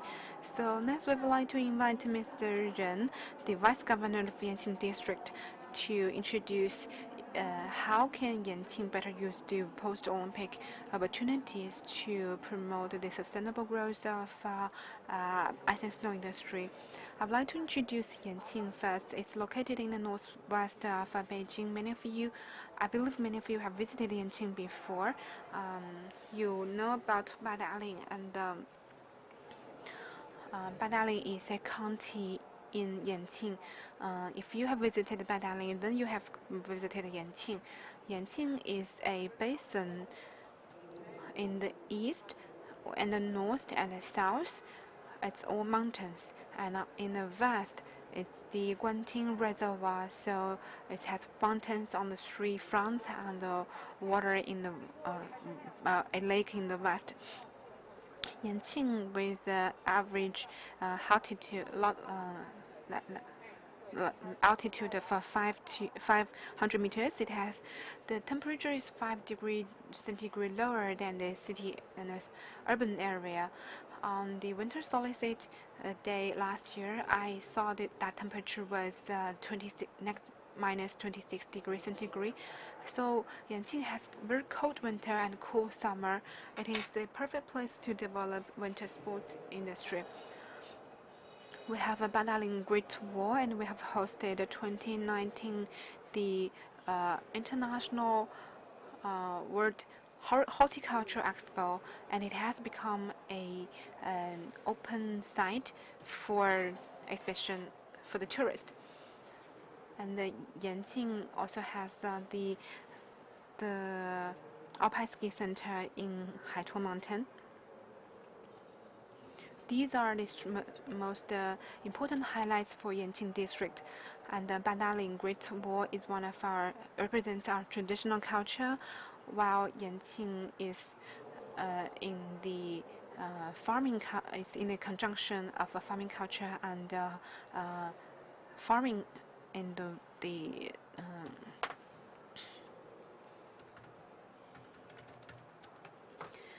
and also the Yanqing has attracted a lot of tourists for the Great Wall, for the Badaling Great Wall. And we talk about the World Horticulture Expo. It represents the ecosystem. The forest coverage rate in Yanqing is more than 60%. So Yanqing is a very beautiful place with a nice ecological environment. We are the very first district which are named as the natural oxygen bar. Speaking of Olympics, it represents a fashion, dynamic, and useful elements. While President Xi visited Yanqing, he said that Yanqing is a very good place, and he also that means he recognized the status for Yanqing, and he also says that Yanqing belongs to the future. That means Yanqing does not only has a great ecosystem, but Yanqing is also quite active and dynamic. The Olympic legacy for Yanqing, we have physical legacies. We have Winter Olympic villages, which open to the public from April 28th. We have hosted the Yanqing Olympic opening ceremony. Some of our leaders on site today participated in the opening ceremony of the Olympic Park.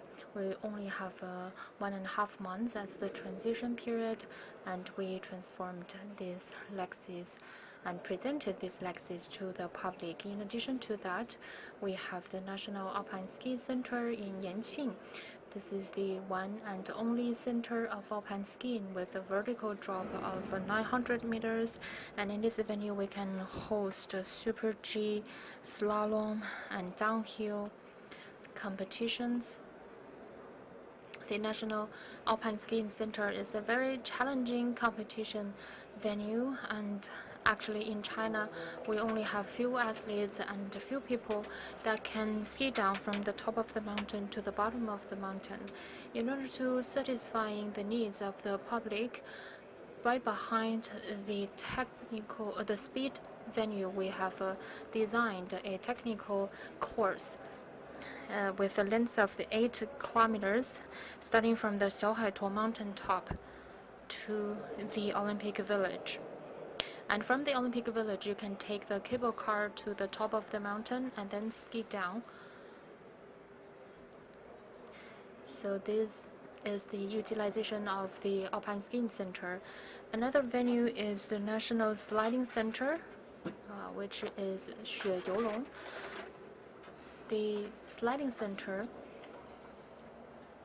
actually in the world there are 17 operating sliding centers, and this is the one and only sliding track in China. This track is also very challenging. I don't know if have you visited this venue.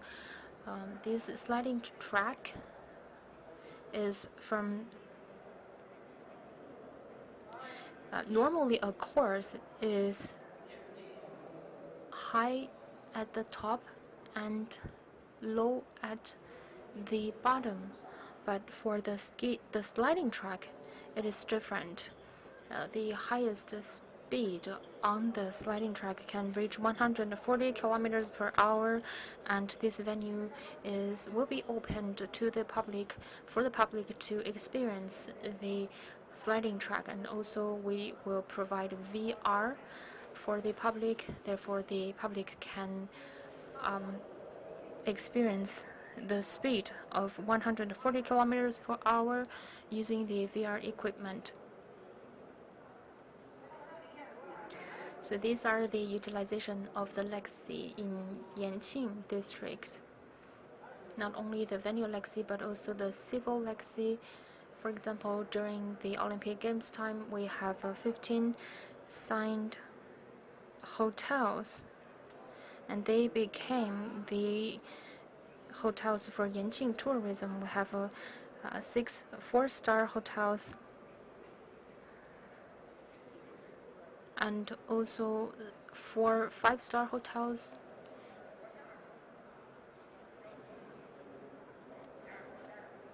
And we have a lot of public participated in the Olympic Games, so we established a platform to showcasing the public participation. And in the future, the visitors can visit this platform to experience the Olympic ambience. In addition to that, Shijinglong Ski Center and the Badaling Great Wall and also Beijing Sports Bureau established a ice training center. There are 8 ice rinks in the center. They can host standard world level competitions. Through public activities and international and domestic competitions, we can further utilize the legacies from the 2022 Olympic Games. Thank you. Thank you very much. For the competition venues after the competition, we can still use these venues to conduct competitions. For example, Xueyulong, the sliding center, the design of the sliding center is excellent, and also this is a venue helping the athlete to break the new record on the sliding track. In addition to that, you also mentioned the industrial legacies and civil legacies using technology and ice and snow tourism to help the development of the city. And we believe, actually, I need to mention that we have another city. We have speakers from Chaoyang district and Yanqing district. Now I would like to ask Mr. Wang. Mr. Wang is from Jilin Municipal People's Government. Even though Jilin is not a competition zone of Beijing 2022 Games, but we have a lot of athletes. They are from Jilin. So, Vice Mayor Wang, can you share with us what can the Olympics bring to a city development? Okay. Hello, everyone. Good afternoon. Taking this opportunity, I would like to introduce to you the city of Jilin. Jilin is the name of the province and also is the name of the city.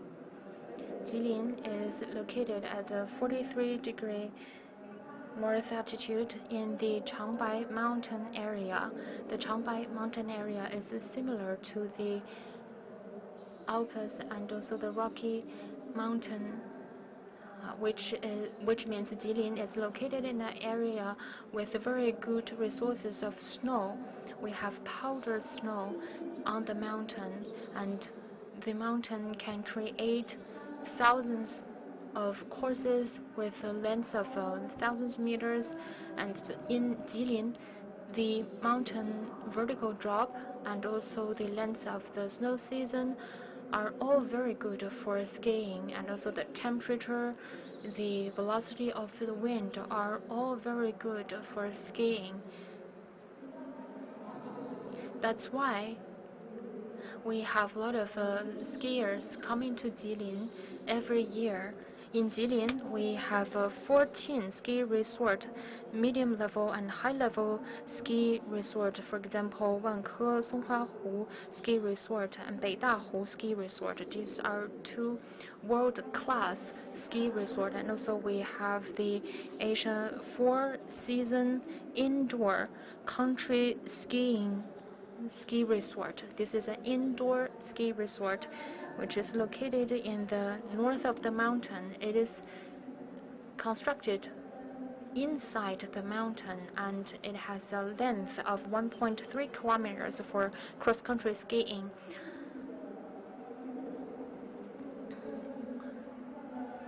We have a lot of athletes from Jilin. In the Chinese team, we have 83 athletes. They are from Jilin, and we won 2 gold medals. And we have a long history in the competition of the Olympic Games. Starting from 1959, the athletes from Jilin participated in the first edition of the Winter Olympic Games, winning the alpine skiing, and also we won the speed skating gold medal in the 12th Olympic Games, and also athletes from Jilin won a lot of medals at different competitions. So we have contributed a lot in the winter sports and also the development of the ice and snow sports in China. The Four Seasons Ski Indoor Ski Resort won a prize for our contribution. Thank you. Thank you, Mayor Wang. You mentioned a indoor ski resort constructed inside the mountain. Actually, hearing this, we were shocked at the first time. And if you have, if you have time, you can visit this place. I visited Jilin for many times, and I understand in Jilin we have a lot of world-class ski resort and world-class hotels. After listening to Jilin's contribution to the development of ice and snow sports, not only Jilin is boasted with a lot of infrastructures and facilities, but Jilin is also boasted with a lot of world-level athletes. Now go back to the cities, go back to Beijing as the competition venue and the competition zone. Beijing is the competition zone of the 2022 Games. Shougang is another competition venue. Here we have the Big Air venue, and also Shougang Park is the location of the headquarters of Beijing 2022 Organizing Committee. So, Mr. Wang, as the Deputy General Manager of Beijing Shougang Construction Investment Group, what do you think Shougang would do, and how can Shougang carry on with the sustainable development after the Winter Games? Thank you. Thank you for inviting me. And welcome everyone to visit Shougang Park, and welcome our leaders, guests, and friends. Thank you for coming. And Shougang welcomes you. Shougang as an industrial park, in the past decades we have witnessed a lot of restoration and reconstruction. So every brick and every inch in Shougang has been changed if you compare the new Shougang Park and the old Shougang Park. So taking this opportunity to share with you the story of Shougang, I am really touched. Shougang and the legacy of the Olympic Games are very close. As you can see, the Shougang Industrial Park is not only an Olympic legacy, but also it's a legacy of manufacturing.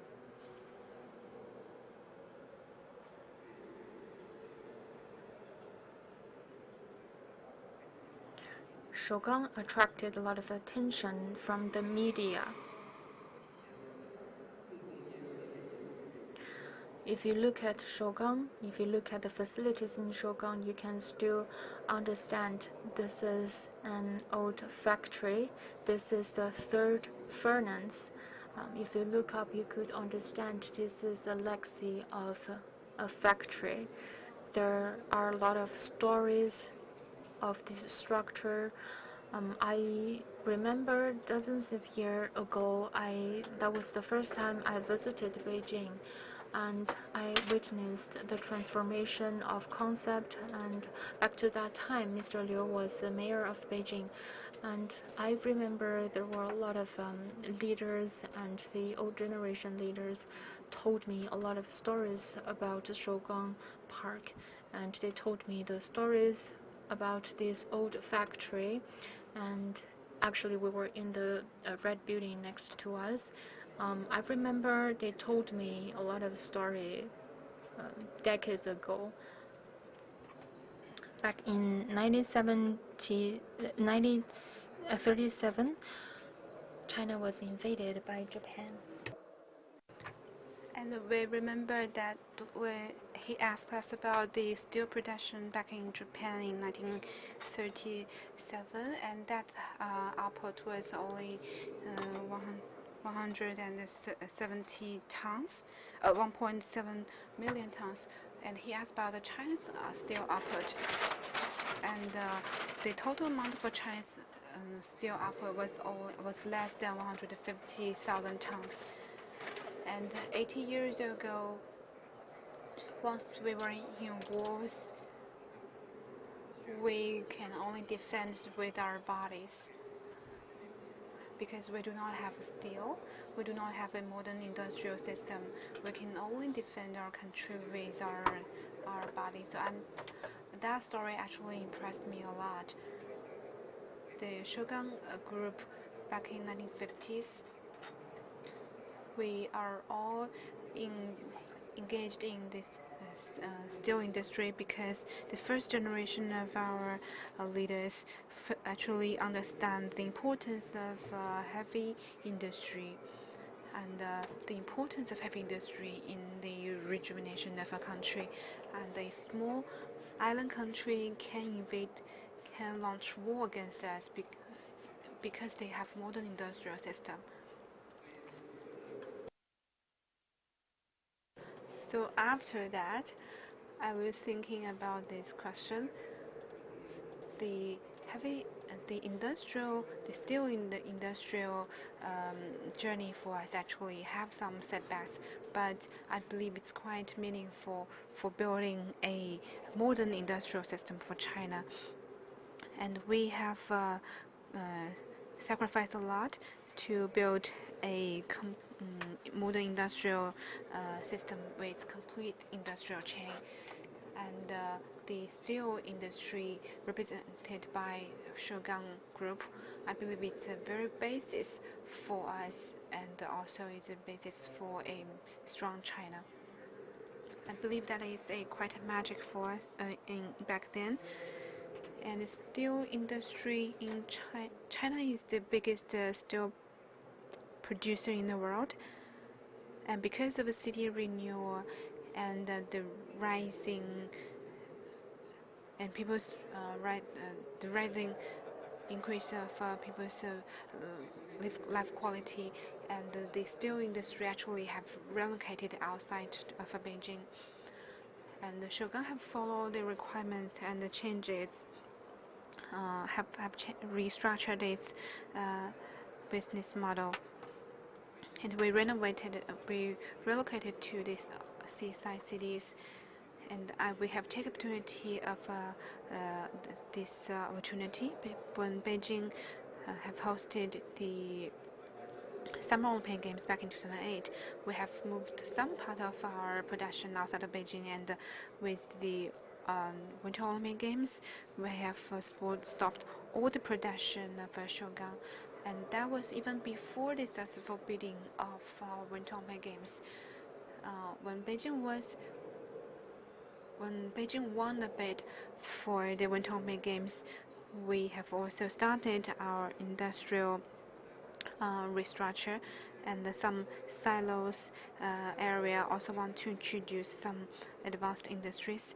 And with this opportunity, we have attracted the Winter Olympic Committee to locate it in our Shougang Park. And the Big Air also was built in Shougang Park. And we have been serving the Winter Olympic Games for this past few years, and I believe it's a great opportunity for us.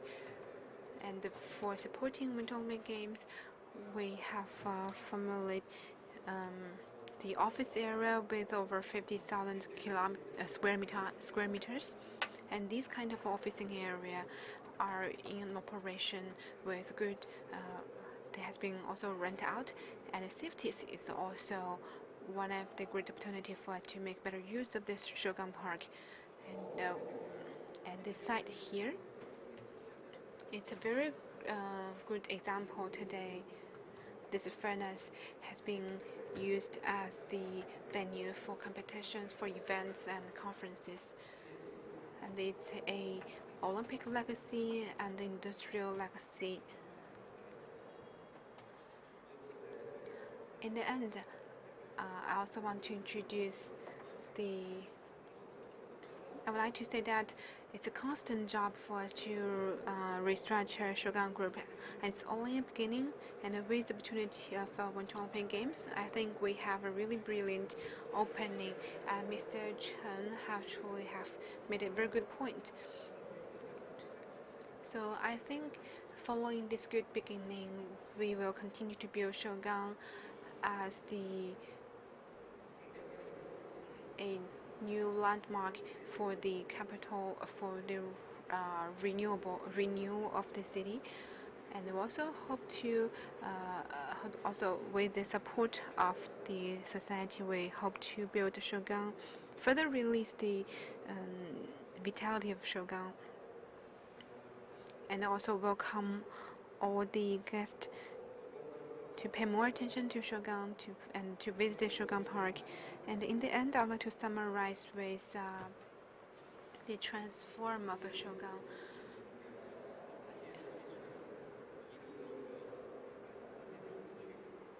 We have only left the shell of the industrial civilization. With the Olympic spirits, we have a new soul, and we think we have reborn after the Winter Olympic Games. Thank you, Mr. Wang, for your wonderful speech. We also feel that you're deeply attached with Shogun history and journey, especially in this furnace here. We felt about this industrial legacy, but after your introduction, it brings us. It gives us a better feeling of the history. Actually, it also gives me a new impression of a Shogun Park.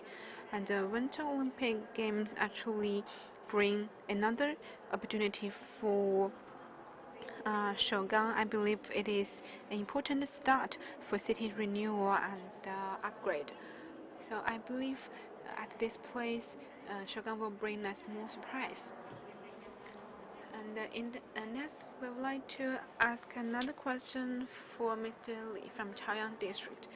We know that for Summer Olympic Games and the Winter Olympic Games, Chaoyang District has worked a lot in terms of providing venues and guarantees.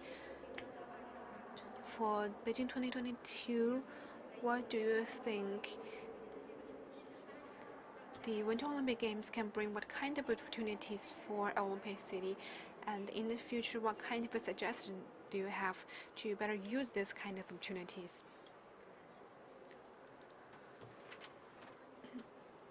So we'll talk about the Olympic legacy.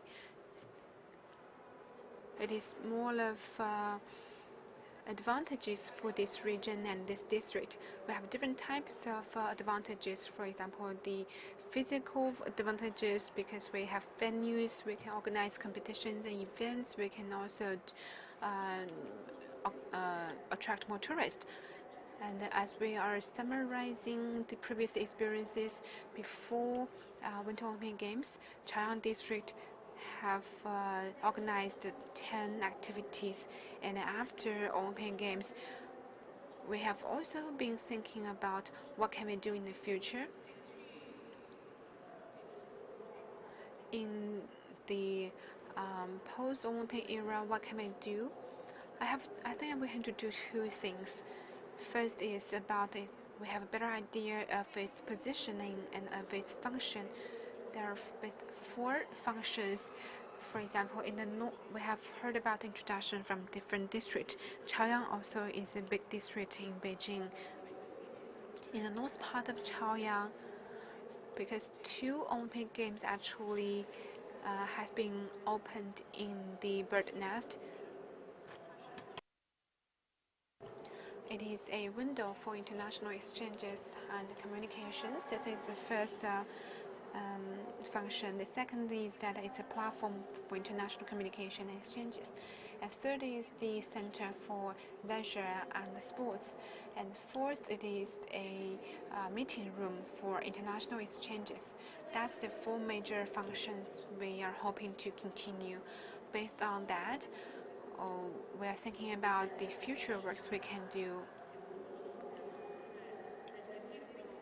We have 6 projects in mind.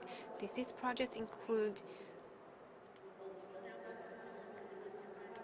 in August 8th, we have signed a framework cooperation with the city of Zhangjiakou to discuss how what we can do to organize major competition events in post-Olympic era and the better use of Olympic venues after Olympic Games, and also the fitness for all and the sports industrial belt growth. This is one of the major projects.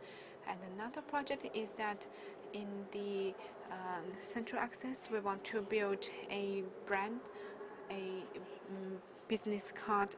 We have some cultural place. We also have some financial headquarters. This is another major project. Another one is how can we build this zone into a smart zone, because the pandemic actually have brought many challenges for the Winter Olympic Games, but also give us a lot of experiences. So while we are operating and managing this area, we have the support. We are using more technologies.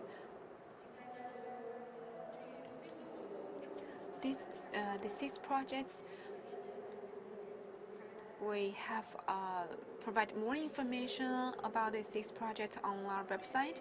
I won't go into details.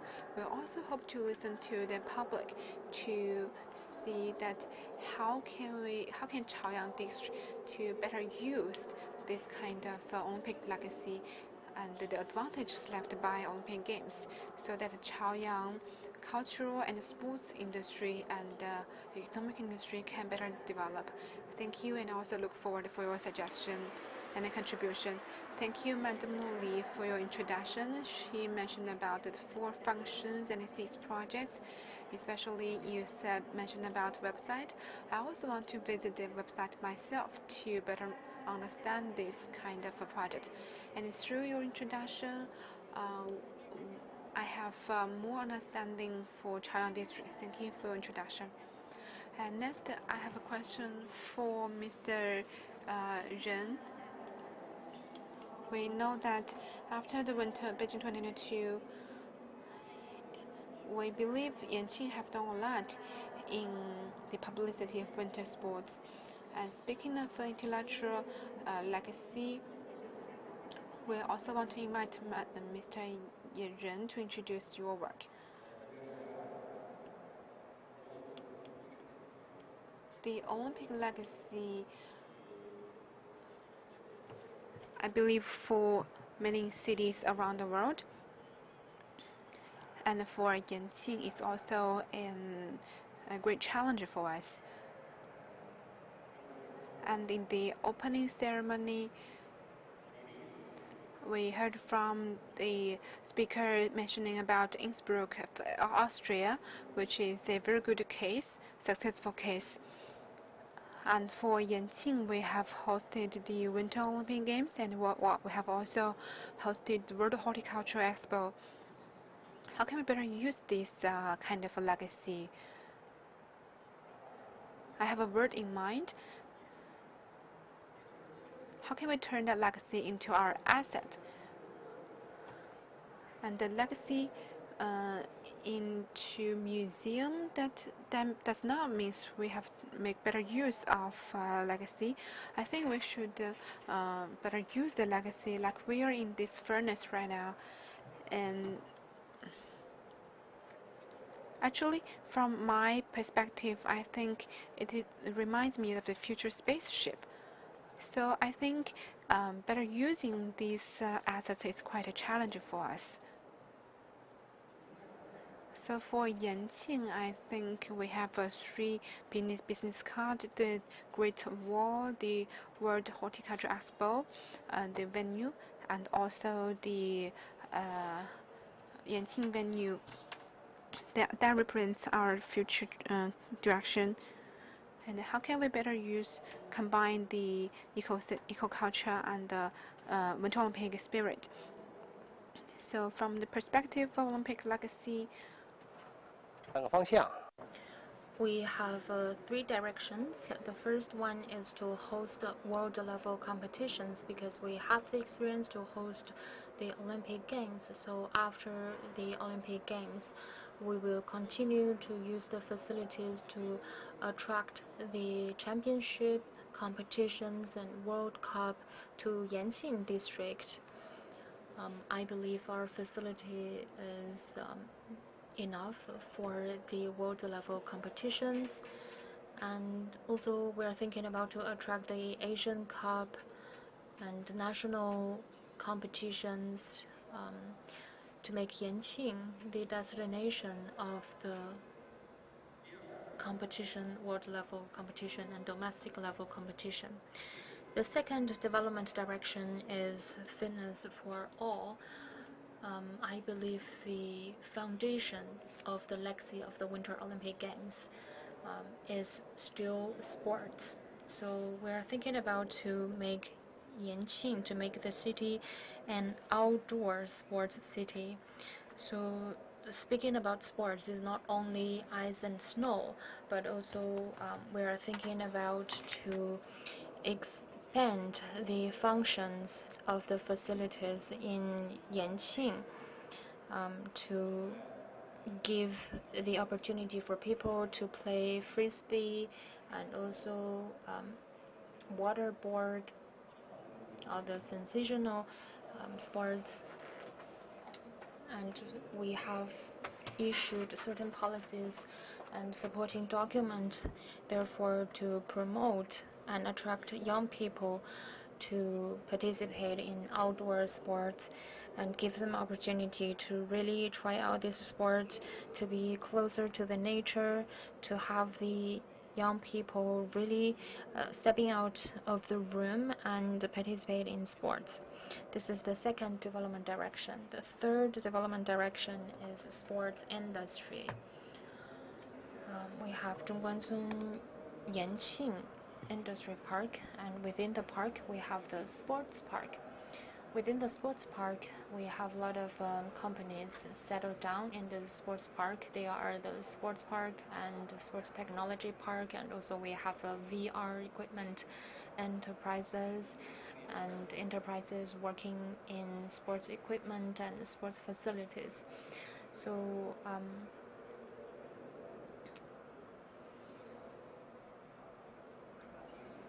even though we can host competition because we have the facility, but a lot of technology are introduced from the overseas. So we're thinking about to further accelerate the technology development in Yanqing, and the district government also issued some policies to encourage enterprises, especially enterprises in sports technology, to come to Yanqing and settle down here and find new business opportunities. Thank you for your introduction. We just heard about the very promising future of Yanqing and the future development directions in Yanqing, including the public engagement and also the directions of development. I believe the establishment and the construction of the sports park, the industrial park, is a very good first step for the future development. And my next question goes to Mayor Wan. In our previous round of discussion, you introduced to us that Jilin contributed a lot of talent to the 2022 Olympic Games. Han Yutong, Wu Dajing are all from Jilin. They won gold medal and silver medal. So my question is, what the Olympic Games brought to Jilin, and what opportunities are brought by the Olympic Games to Jilin? And what's your plan to take this opportunity? Actually, after the 2022 Olympic Games, yes, you're right. Wu Dajing is from Jilin. Wu Dajing is a gold medal winner, and this is sensational. He is sensational in Jilin City and in Jilin Province, and making a huge heat wave in Jilin. And taking this opportunity, grabbing this opportunity, especially now after the Games, President Xi Jinping visited Jilin and asked us to further utilize the legacy, the intangible legacy. So in the future, we will accelerate the development of sport tourism.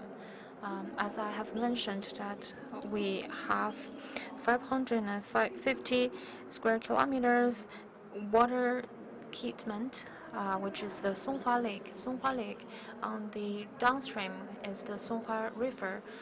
Songhua River is also at the 43-degree north altitude, which means the lake will not be freezed in the winter, and the velocity of the water and the running of the lake, creating a very special scenery in Songhua Lake. In addition to the lake, we also have a 150 square kilometer hot spring area. So all these resources are very good attractions to combine the ice and the snow sports with the beautiful scenery and resources in Jilin. We can create Jilin a very good destination for tourism. In addition to that, the second development direction is to develop in sports itself. Most of the elementary school students, I could say that 90% of the elementary school students, they are engaged with ice and snow sports. We have in China, we have altogether 75 national level ice and snow schools. In Jilin, we have many of ice and snow schools. We have 23 majors that can be chosen by the students when they enter the college or university. They can become a professional in ice and snow sports or ice and snow industry. And we are trying to grab every opportunity, to seize every opportunity to host the competitions, not only ice and snow sports competitions, but also in the summer, these resources and facilities also can be utilized. For example, in September, we are going to host a waterboard competition for the public, for the youth. Another thing is the manufacturing of ice and snow equipment. In Beidahu,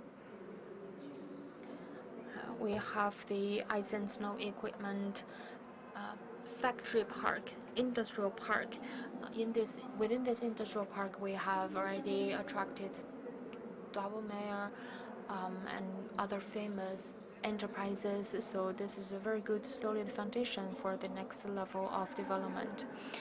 In summer, the temperature is only 22 degrees Celsius in Jilin, so it's a very comfortable temperature for people to stay summer, to spend the summer there. And also in winter, the temperature on the snow is around 15 degrees Celsius, so it's very good for the tourism. So welcome to Jilin for travel and also for business investment.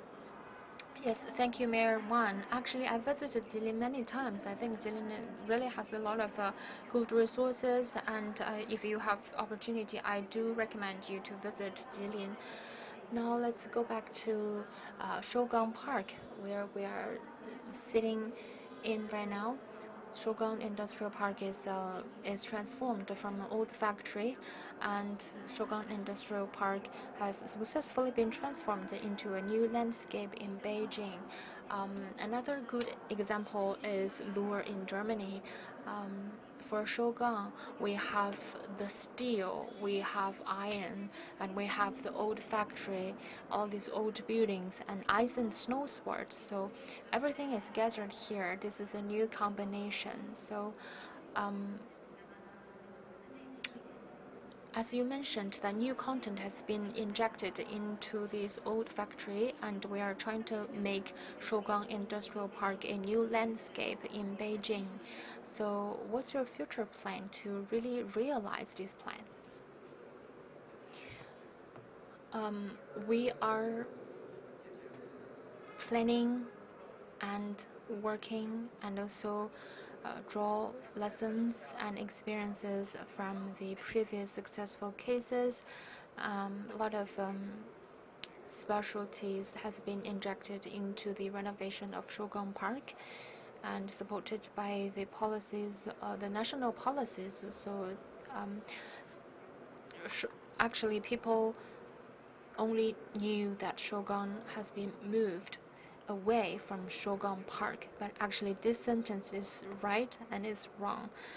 Yes, Shougang is moved, but only the function has been moved from Beijing, but the park itself, the factory itself, stayed in Beijing. So these facilities, this old factory will still provide its services to Beijing, and also help to implement the strategies and policies of the government, the central government, and the Beijing municipality government. In addition to that, we'll definitely inject some speciality and features of Shougang into the future development. Thank you.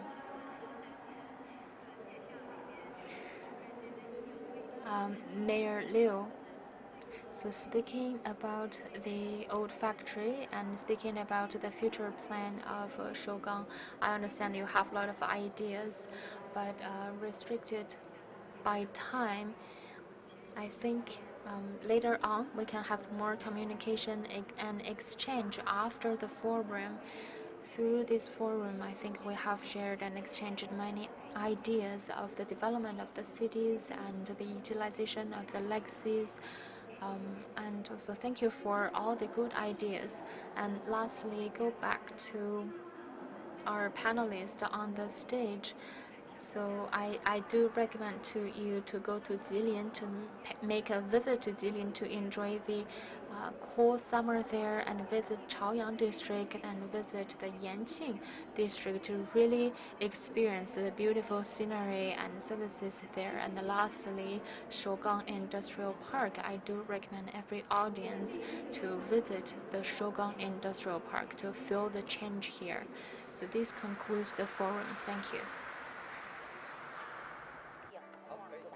谢谢王总那个传话，谢谢。然后我们也邀请刘市长还有我们的各位领导可以上来，大家一起合影留念。